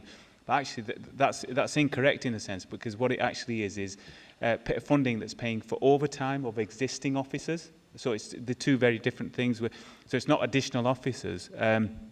But, as I said, we want it to work, and if it runs for 6 months and it has an impact, on Padiham, and then we would like that to be rolled out across other hotspots across the boroughs. But as I said, any government support, as we say, if it does come in, and the funding that's come in, we want to make sure that it comes to Burnley, and if it can have an impact, we want to utilise that, absolutely.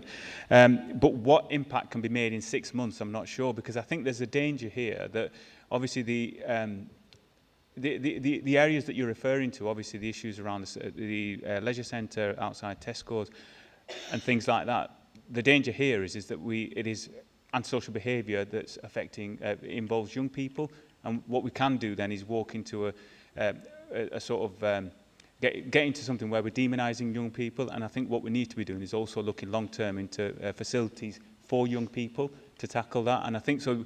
But as I said, we welcome the funding, and we would like it rolling out across other areas, all the hotspot areas that we will have across the borough.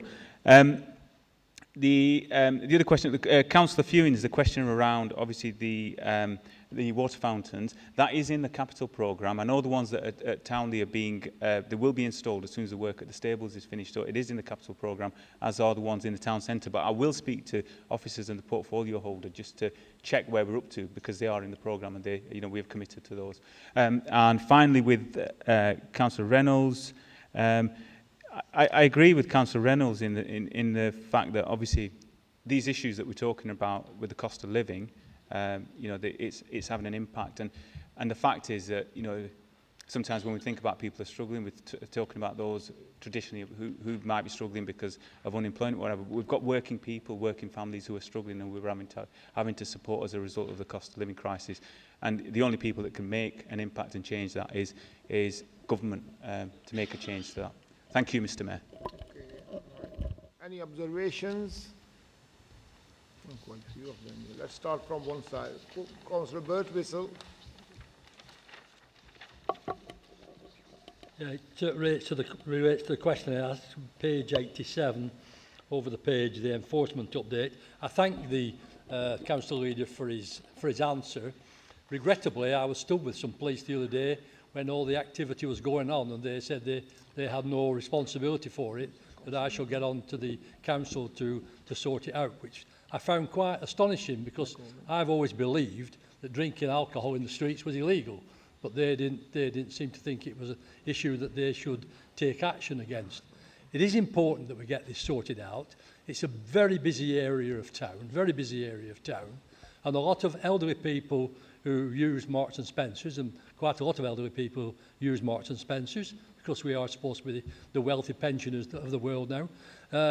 They all use Marks and Spencers now, and they do feel seriously intimidated. Councillor Sumner and I spend a lot of time down that area, and I spend most Saturday mornings down there, and they come to us to express they feel really intimidated by some of the actions of the people that sit on the forums drinking vast amounts of alcohol and hurling abuse at each other. I really think, and I accept from what Councillor Anwar has said, we need to get together with the police to really nail it down whose responsibility it is to resolve the serious antisocial behaviour that's taking place in that area every day of the week, unless it's raining hard, and then it's peaceful and quiet, because nobody's going to sit around drinking alcohol in the pouring rain. But on a nice sunny day, it is really intimidating for some elderly people who certainly go around that area. And it's not a good advert for Burnley, because most people that come into Burnley go to Marks and Spencers first, and to see things like that, you can't say, welcome to Burnley when this is going on. It is not acceptable. And I hope that we can get together and sort this out. Thank you, Mr. Mayor. Councillor Ingham.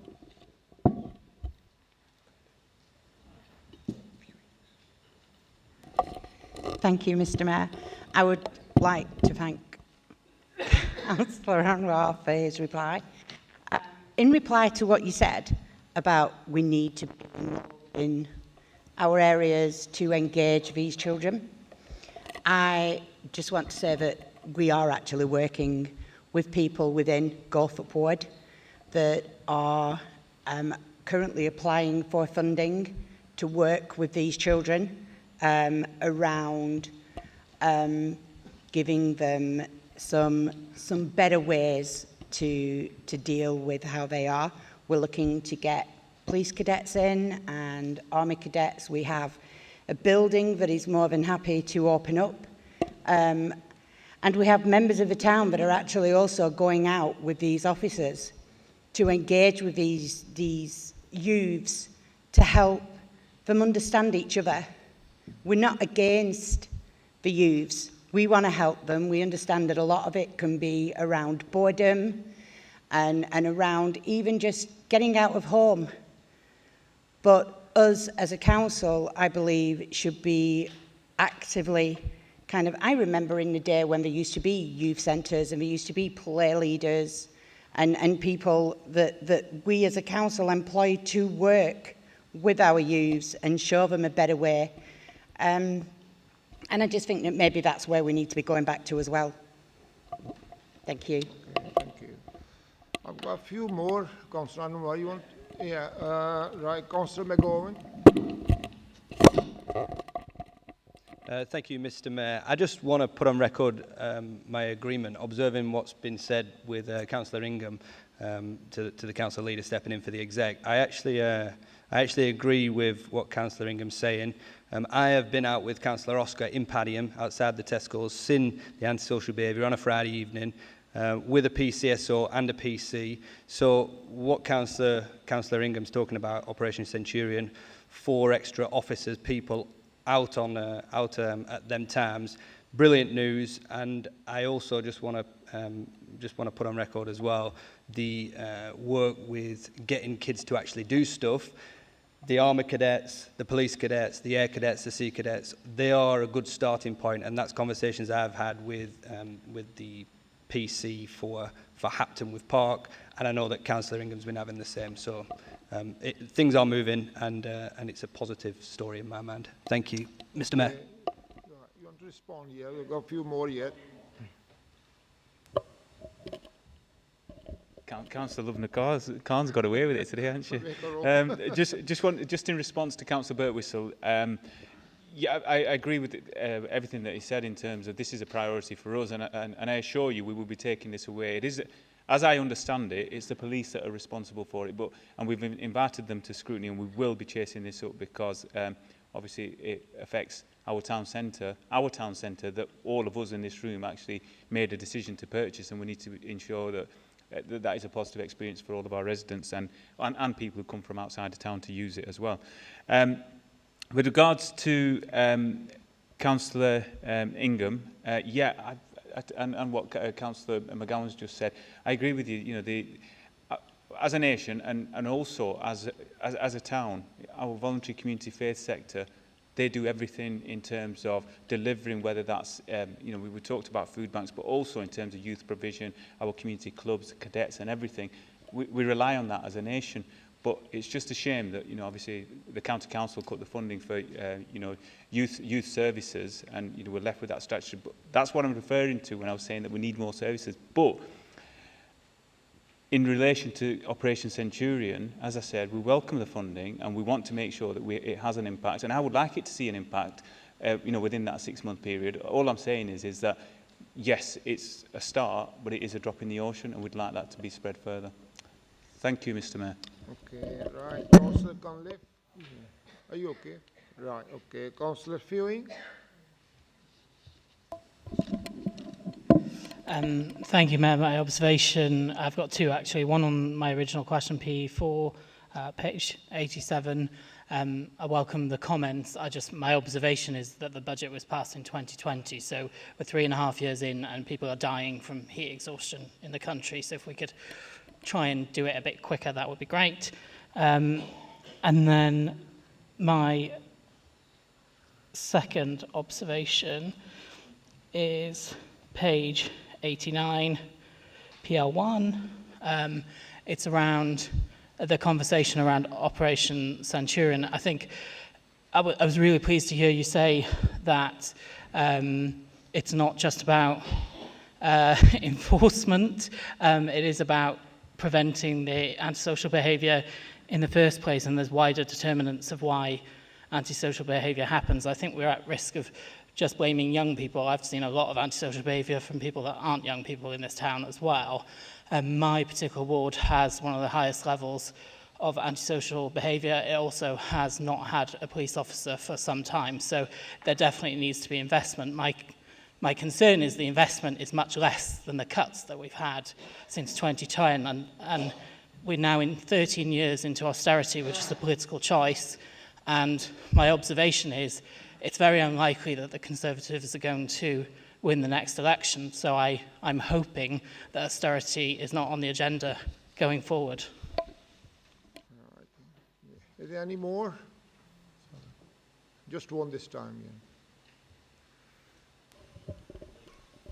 Yeah, thank you, Mr. Mayor. Just on that, just to respond to the first question around the water fountains. As I said, it is in the capital programme, and there was obviously a delay because of the works that have been going on in the stables. But you're right, it does need to be followed up, particularly with the town centre, whether that's Burnley or Padiham. So I will get officers to look into that, and nothing further to add to the second observation. Thank you, Mr. Mayor. Okay, thank you, everyone, for your contributions. The next one is Executive Member for Housing and Leisure, Councillor John Harbour. Will you please move your report? I'll move my report, Mr. Mayor. Any questions? Councillor Ashworth and Councillor Cunliffe, Councillor Birtwistle. Councillor Ashworth. Thank you, Mr. Mayor. Refer to PL3, page 92. I just want to say I'm really proud to live in Whitfield and Iron Hill. I certainly do my best as one of the local councillors. It's very important to keep it clean and tidy all year round. However, unfortunately, there's a particular building in my area that has been left to rack and ruin. We've had numerous complaints. It's actually a blight on the landscape.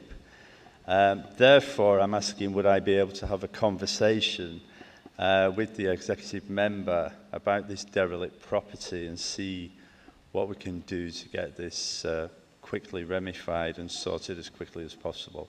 Thank you, Mayor. Thank you, Mr. Mayor. Councillor McGovern. Are you? Yeah. Excuse me. Thank you, Mr. Mayor. This is PL4, page 94.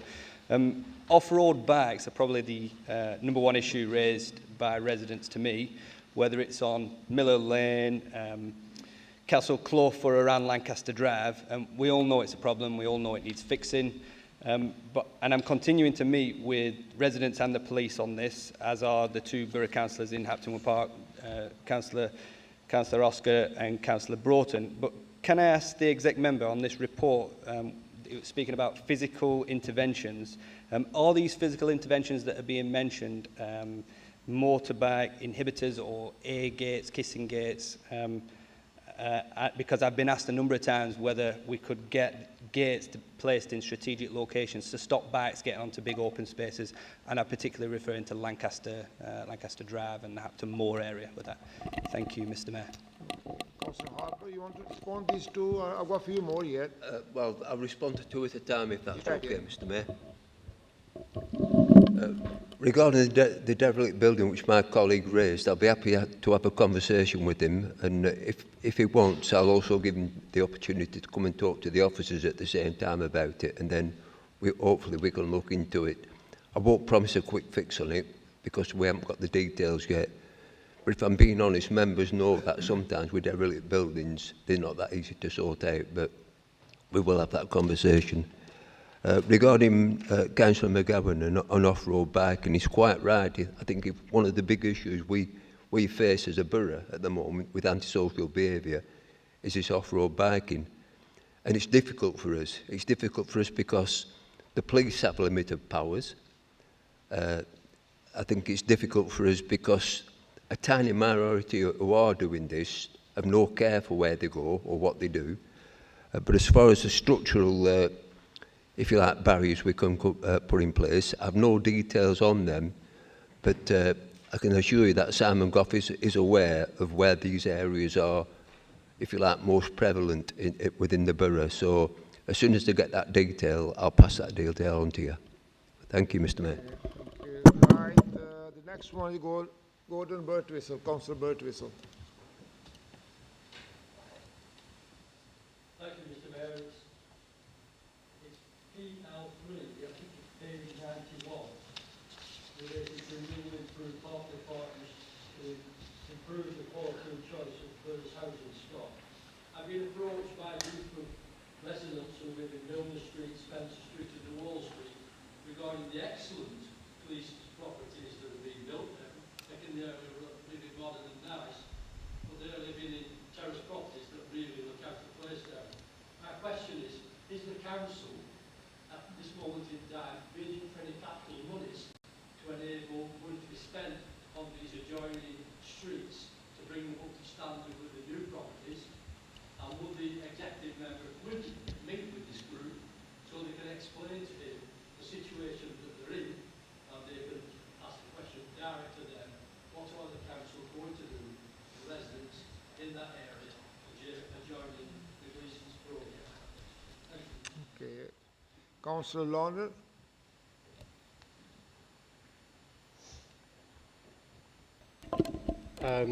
Page 93, PE2. Our South Pennine neighbour Halifax is welcoming 125,000 people with their cultural programme of bands. I welcome the mechanics being modernised, but isn't it time that we look to compete with George's Hall and Halifax and get the Burnley Empire Theatre back to its former glory? And a second, oh no, that's it. Councillor Harbour.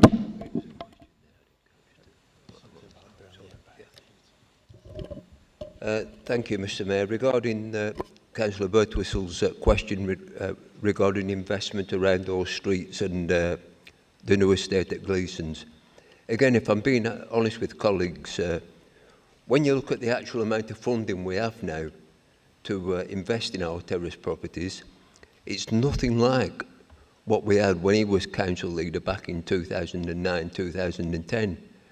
I've said this, I've given you this information before, but I always remember Gordon standing up and complaining that they only received £23.2 million from government to refurbish and regenerate our terraced areas. And at the moment, and this is not a political point, but we're getting nothing like that. So the few resources we have to target them carefully. If there's an argument there, or if there's a point there behind the argument, I'm more than happy to look anywhere in the borough. But I think also we have got a proud record of investing in what I call small facelifting schemes to complement what's going on around the town. We've done it up in Queensgate there, Duke Bar area. We've done it on Accrington Road. We did it in Burnley Wood, and we've done it down Padiham. But again, looking at colleagues and looking them in the eye, the resources we've got cannot tackle the problems we've got. And all we can hope for is that we get more money from government, whichever government that is, who will take seriously the issues we have, not just in Burnley and Padiham, but throughout East Lancashire as well. I hope my colleague will forgive me for the question where he asked, I didn't quite catch it, and that was my fault. Was it something to do with Beat the Streets? Or am I way off? Blackburn are getting 125,000 visitors with their cultural programme. Isn't it time that we built on the mechanics and looked for a new venue so that we can have a cultural programme, so that we can have lots of visitors to the town centre? Right. As I understand it, Mr Mayor, we just appointed a new officer to look at the cultural strategy and what we do. Burnley Leisure's done that. And again, I think what we do now at the moment with limited resources, I think we are successful in putting events on in the town centre, in the mechanics. That doesn't mean we can't do more, but the point you've raised, I will pass on to colleagues at Burnley Leisure. And again, Burnley Leisure have a wide network of supportive organisations, so that's something we can definitely look at. Thank you, Mr Mayor. Right, Councillor Husker.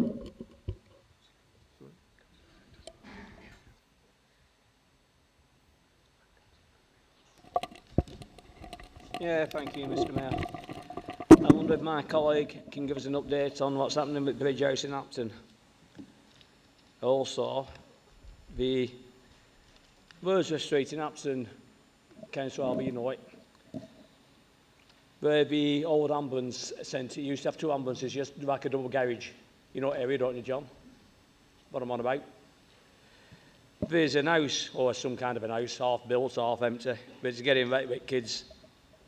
There's also two garages. Then two garages, what I'm on about. We've got two cars there being wrecked with kids. I don't know if it's your portfolio for this, but can you give us any answers on that? What we do with them? Councillor Fewing.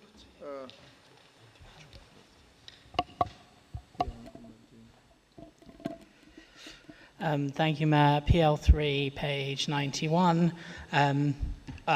You probably know what's coming, but I've on a number of occasions been asking what's happening with the Article 4 and HMOs. It's still a huge, huge problem. Could I get an update? Thank you. Councillor Harbour. Thank you, Mr Mayor. I appreciate what Councillor Oscar said, and to be fair to me, he didn't actually give the address in Acton, and nor should he, but I'm more than happy to meet with him with officers and look into the issue he's raised. Whether those properties which he's talking about are on private land or not, I don't know, but that's something we can investigate. Councillor Fewings, regarding HMOs, yes, I'm expecting a report to come through any time now. As soon as that report comes through with recommendations, colleagues will be aware of it. Thank you, Mr. Mayor. I've got a few more, yeah. Councillor Hurd? No, you're not there, yes, okay. Councillor Cunliffe? Thank you, Mayor. Page 94, PL4. As always, I always welcome the Green Flag Award going around across our six flagship main parks in the town. But I also like to hold that same standard to the green spaces in my own ward and relatively across other green spaces in the town. So when I engage with officers and I give them that challenge, usually they come to the plate, and there's a couple of examples I can give on the green space on Exwhistle Road and also in the entrance to Rowley on the Worthstone side of entrance to Rowley that they've tidied up by meeting me. So usually that goes really well and they hold the standard up, yeah, the green flag standard to non-green flag areas, if you will. But there's one in my ward which is Worthstone Rec. It got planning permission a few years ago. It was affected by delays in the process of redeveloping it, was delayed obviously by COVID. I sat down with officers and we set out a plan for getting it done because there's lots of moving parts to it and some depend on each other. The last time that we had a proper update, they were saying that by the end of Q1 this year, which is now past, obviously, the end of Q2, everything would be done and would be up and everything would be fixed. Nothing has been done, and we know the reasons for it, but I just think now it's time to give it a bit of a kick and a push. There's quite a few, and I realise this is a new portfolio for you. I would have been talking to, I raised this with Councillor Bushman previously. So I think there's quite a few moving parts. It's quite difficult, it's quite complex because there's other bodies outside that are involved in it, and it's a bit of, you know, conjoining on both sides to make it move forward, but it's not moving forward very quickly, and it's kind of frustrating, and it could be a great space for improving well-being and health in my ward, and I'm sure it would attract visitors once it's finished as well. So hopefully we can talk a bit more about that. I don't want to put you too many questions, but just wanted to put, it was more an observation, but there is a question. Have you heard anything about it just while we're here? I haven't flagged this with you previously, so if you don't want to answer now, I understand that, because it's more, we're not going to resolve it here and now. But Is there any more question in Councillor Councillor Baker?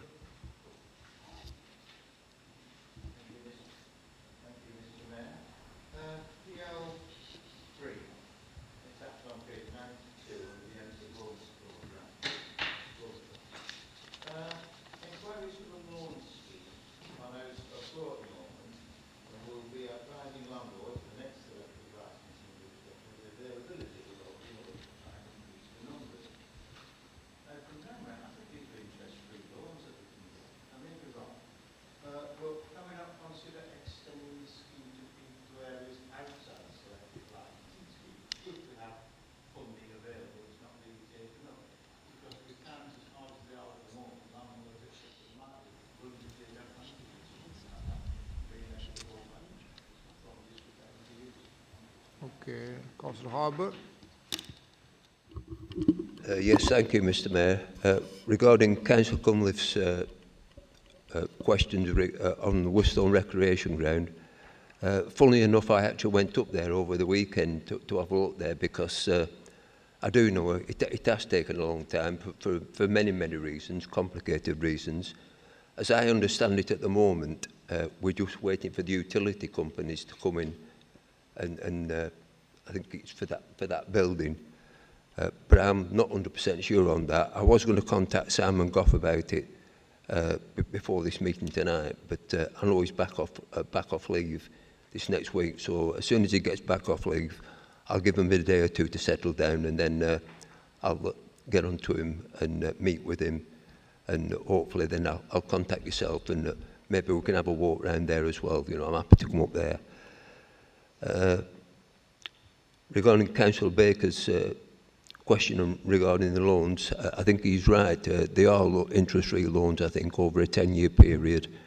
And the idea originally was because within the selective licensing areas, we're trying to get people to come in and invest. And in some ways, it has been successful. And the point is, I think what it says in the report, we are going to have a blitz on it again to try and get, to restart that initiative, if you like. If there is no interest, then I don't think there might be any harm at looking at what you're suggesting. But officers will give me advice on that later. Okay, thank you, Mr. Mayor. Right, we are moving towards observations, yeah. So, Councillor Steele, Councillor Cunliffe, yeah. Just one at a time, yeah. Okay, Councillor Steele. Thank you, Mr. Mayor. This relates to PL3 94. I was absolutely delighted to see all the parks within Burnley and Padiham have retained their green flag status, which is absolutely amazing. Parks and green spaces are really the heartbeat of our local community, and let's not forget, so important for health and wellness of our residents as well. So I just wanted to pay tribute to our bands of fantastic volunteers and friends of groups who do so much to keep our green spaces looking so amazing all year round. In particular, and I know I'm biased, the Friends of Iton Hill Park. Thank you, Mr. Mayor. All right, Councillor Cunliffe. You have got good energy tonight. Sorry, Mayor. Thank you, Mayor. BE2, page 93. Just on Beat the Street, really. I mean, it's a, oh God, that's a pun in it, an upbeat observation. Councillor, I think you've understated a little bit the success of this in there, but you probably haven't had all the information at the trustees meeting of Burnley Leisure, which was only last week. They presented some PowerPoints on the successes within Beat the Street. As a trustee on that board, I'm always trying to connect health indicators coming out of positive wellbeing activities across the town, and I think this one, which they're getting more and more data from this, we can't quite correlate exactly the participation towards how much money is that saving on the NHS, etc. That's a bit of a holy grail to get it to that stage, but we're moving towards that where the data's getting better and better every year. So just a bit to add to your report from what they told us from the successes. There's definitely been an increase in BAME participation across the town in Beat the Street from across the town.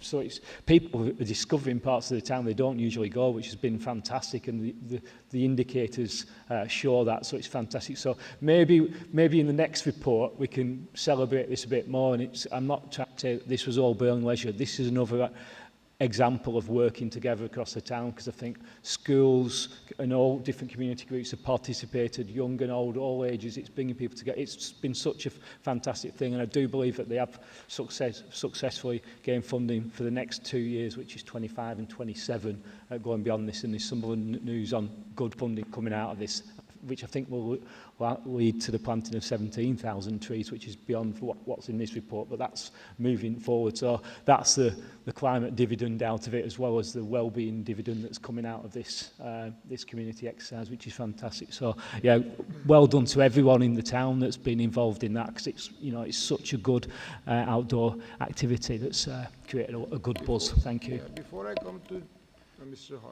Councillor Harbour, may I remind councillors, it's good to ask questions and observations. I would welcome that, yeah, but also some of the questions can easily be answered by officers. You can email them, you can ring them, and only the important ones you can't get any answer from officers, then you can ask the portfolio holders, yeah, instead of debating all evening, yeah, because some of, I'm retired, but some of you are working tomorrow. So if you just carry on all night, we can carry on all night here. So anyway, Councillor Harbour, you can respond these two. I've got a few more here. Yeah. Thank you, Mr. Mayor. It's not often I say this, but I'm actually on a roll tonight, and usually I get knocked back with a question or two, but hopefully this will carry on for the rest of this segment of the meeting. Councillor Steele's quite right when he acknowledges the input what friends groups have, not just the parks, and our volunteers have, throughout the town. I think, we've obviously got Friends of Townley, we've got Friends of Memorial Park, we've got Friends of Ighton, and I will pay tribute, even though it's not my award, I will pay tribute to the Friends of Ighton Park, because to me they set the standard as well, because they don't just look after the park. I also see them litter picking around the streets in Whittlefield and Ighton. So, fair play to Ida Carmichael, a former mayor and a Conservative, dare I say, but she's done a great job there. Regarding Beat the Streets, Councillor Cunliffe is quite right. I mean, this is a success story, I think, not just for Burnley Leisure, but the people of the town as well. I think it's been so successful, and I think I'm right in saying this, other authorities are actually contacting Burnley Leisure and asking them, how did you set this up? Why is it so successful, etc. And it's so successful in many ways because it's just a simple message. Come out, exercise, have a look at your town, visit areas your town you've never been to before, or perhaps you've forgotten about. Look at the changes, what you see.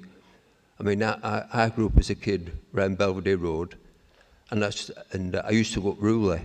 Well, I call Rewley, some people call it Rowley, but I used to go up Rewley as a kid, and Worcester, and I was always fascinated about that area town. And now and again, if you like, 40, 50 years later, I still pop up and have a walk around Rewley. So there are issues there for all of us to have a look at, but Beat the Streets is going from strength to strength. So I think that's them two observations I've answered there, Mr. Mayor. Thank you. Right. Next one is Councillor Barton.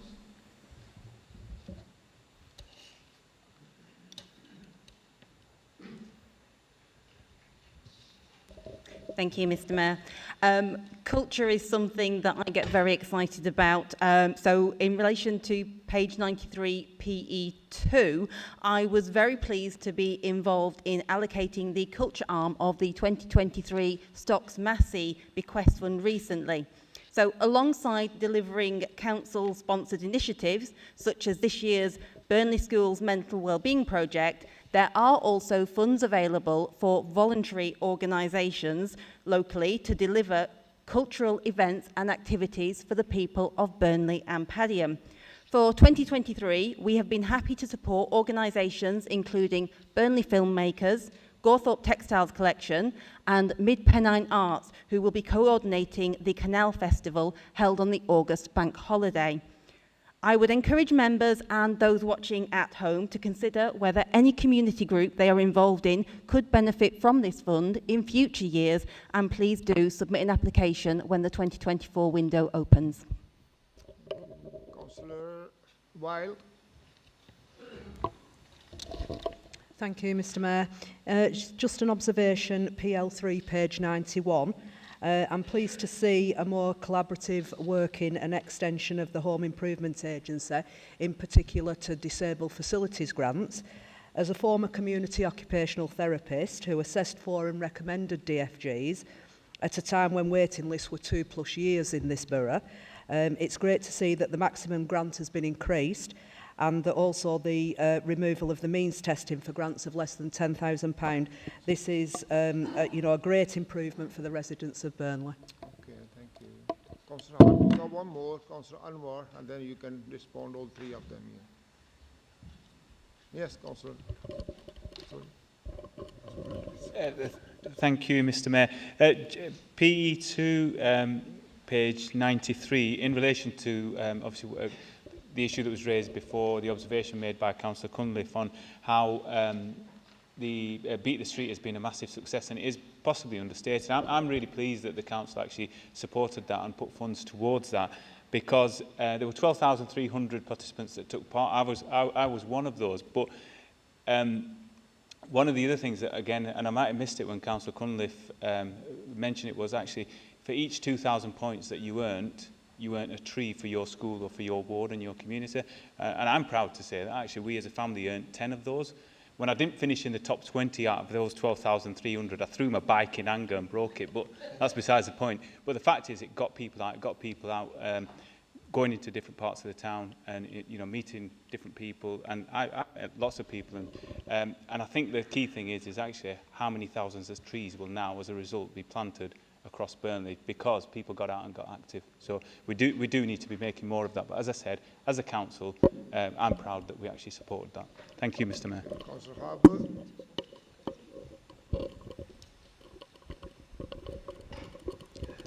Thank you, Mr. Mayor. I appreciate those observations again from Councillor Barton.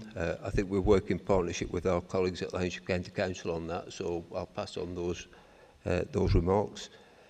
Homes Improvement Agency and the work what we're doing there, I think all colleagues have been emailed just recently, and I think they were emailed 12 months ago with an update on what the Homes Improvement Agency is doing for the residents of the borough.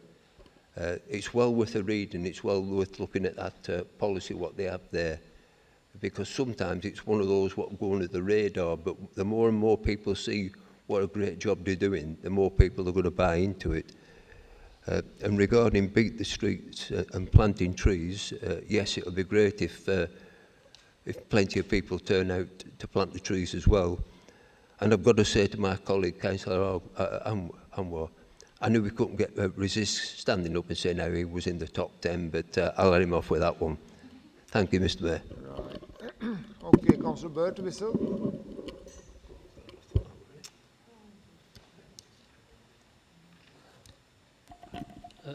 Thank you, Mr. Mayor. It relates to what I asked before, page 91, PL3. I understand that we don't have the monies that we had in 2008, 2009, when we couldn't spend it fast enough, if I remember, when we were working in Burnley Wood. And we had, as you quite rightly say, millions and millions of pounds. And I think we've all got to accept that the present government may not be in power for very much longer. And I listened carefully to what Starmer says about housing, and we're going to invest vast amounts of money into housing. My question was, have we got any plans to submit bids to the government for investment into properties which adjoin the Gleeson's project? The residents that live around there are mostly house owners. They are proud of the area they live in, and they would like to bring the properties not up to the same standard as the Gleeson ones, because they are brand new, but certainly bring them to a position where they don't look out of place when people visit the area. They have people visiting the area and see all these nice new houses, and then they go down the streets I've mentioned and others and see houses that desperately need some uplifts, some facelifts, etc., etc. The properties are beautiful inside, as I've been in many of them, and they've formed a group who would like to discuss with the executive member what possible plans there could be, not today, not tomorrow, certainly over the next 2 or 3 years, where the area that they live in will be improved to match the area where the decent properties are being built. That was my question. Now, if Councillor Harbour says this council have no plans to put any bids in for government support to improve the area, then that's fine. I will report back to them that the council have no plans to do that. The question also was, will the executive member meet with this group and explain the situation to them? If his answer is yes, then I will report back to them and say that the exec member is keen to meet them and give them the story, and maybe they can sort out a date when that will be possible. If he doesn't want to meet the group until the government changes, when he has more positive things to say, then that's fine. All he has to say to me, no, I don't want to meet the group, and I'll report back to him on that issue. That was my question. Could he respond? Have we got any plans for bidding for money for that area? Not now, but in the future. And will he meet this group of people? Yeah, it's that observation. It's not a question. Yeah. Well, I didn't get an answer to the question the first time. Okay. Right, Councillor Hurt, and then we'll come back to you.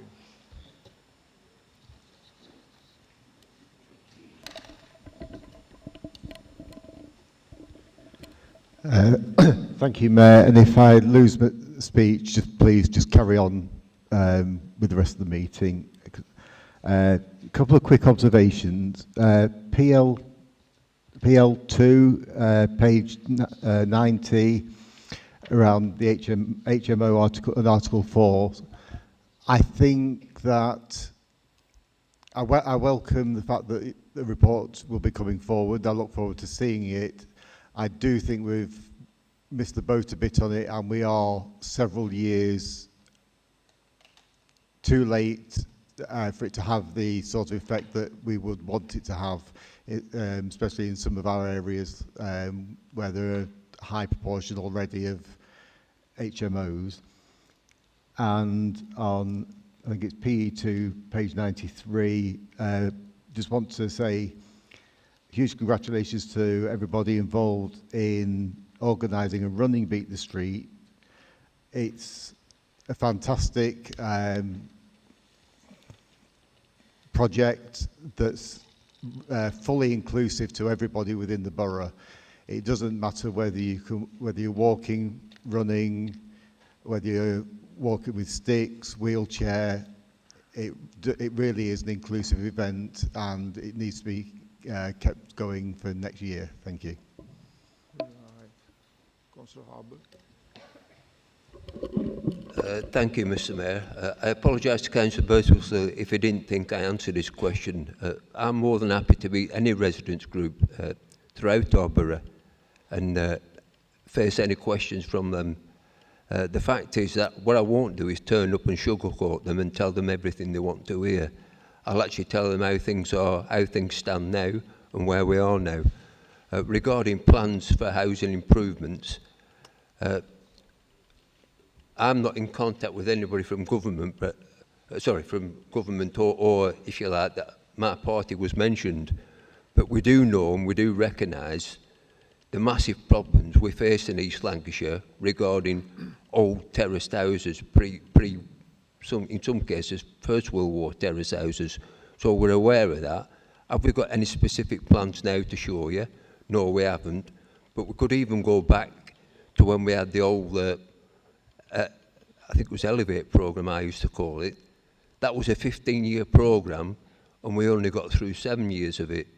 So he's quite right. There are areas about the town, not just in Queensgate, throughout the town, which need our attention. And as I say, I can't give a commitment from any government or from any party. But what we will do is that whoever's in power, we will keep lobbying for extra funding. Again, I'm just looking at, what else did we say? I said I were on a roll now, and now I'm struggling. My colleague Martin Hurt Councillor Hurt regarding the HMOs. I think he said we're too late, perhaps. Well, to me, we're never too late. You know, if we can take action there and intervene there, we will do. And as I said earlier, as soon as I get that report, which I'm expecting any time now, we'll act on it. All of us, all colleagues together, will act on that. And as far as this Beat the Street is concerned, yes, I agree with his observations on that. Thank you, Mr. Mayor. Okay, thank you. Right, I don't have any more. Councillor Hasperia.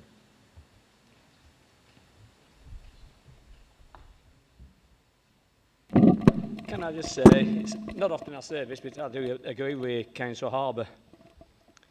He did say one thing, he can't promise the earth, and he'd do what he can. Sounds a bit like Conservatives in a way, because we can't do the magic at National.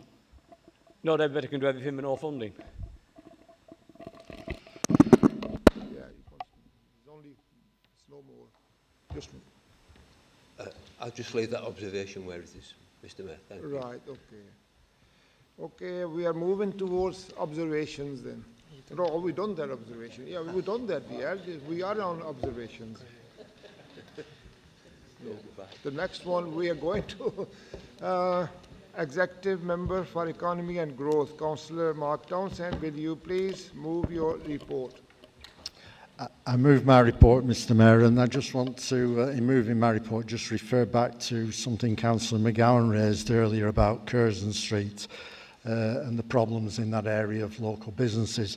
I am aware, because I've had direct dialogue with businesses in that area myself, so I do know that I do know the challenges that are being faced in that area, and it's an area that I certainly recognise the great value of for the independent businesses that are down in that area.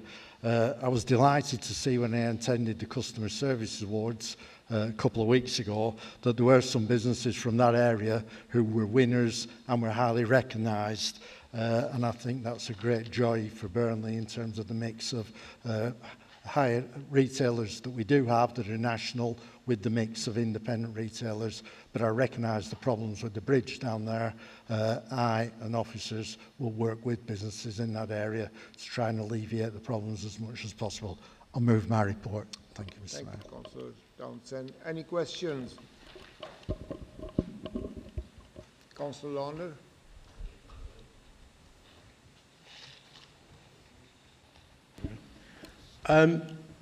It's page 97, PR3. I've just wondered why we're struggling to fill Pioneer Place and whether we could maybe think out of the box with the last unit and have it as a kind of what the young people refer to as pop-ups, which may get more visitors in from out of town because we've spent a lot of money on it. Any more? Anyone else? Just one, Councillor Townsend.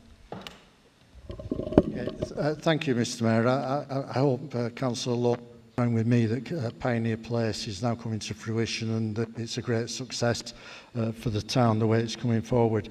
What I will say is that all the decisions that were made in terms of how Pioneer Place was developed, what type of businesses we're looking for, we're all subject to a business case fully approved by all members in this council 2 or 3 years ago, and that is the strategy that this council has been on, including when this administration actually wasn't in power. So we are moving along those lines. I share the sentiments that you do. We want to basically bring more of those types of activities into town, and certainly I think the work that's going on in Lower St James Street can complement Pioneer Place excellently in the future.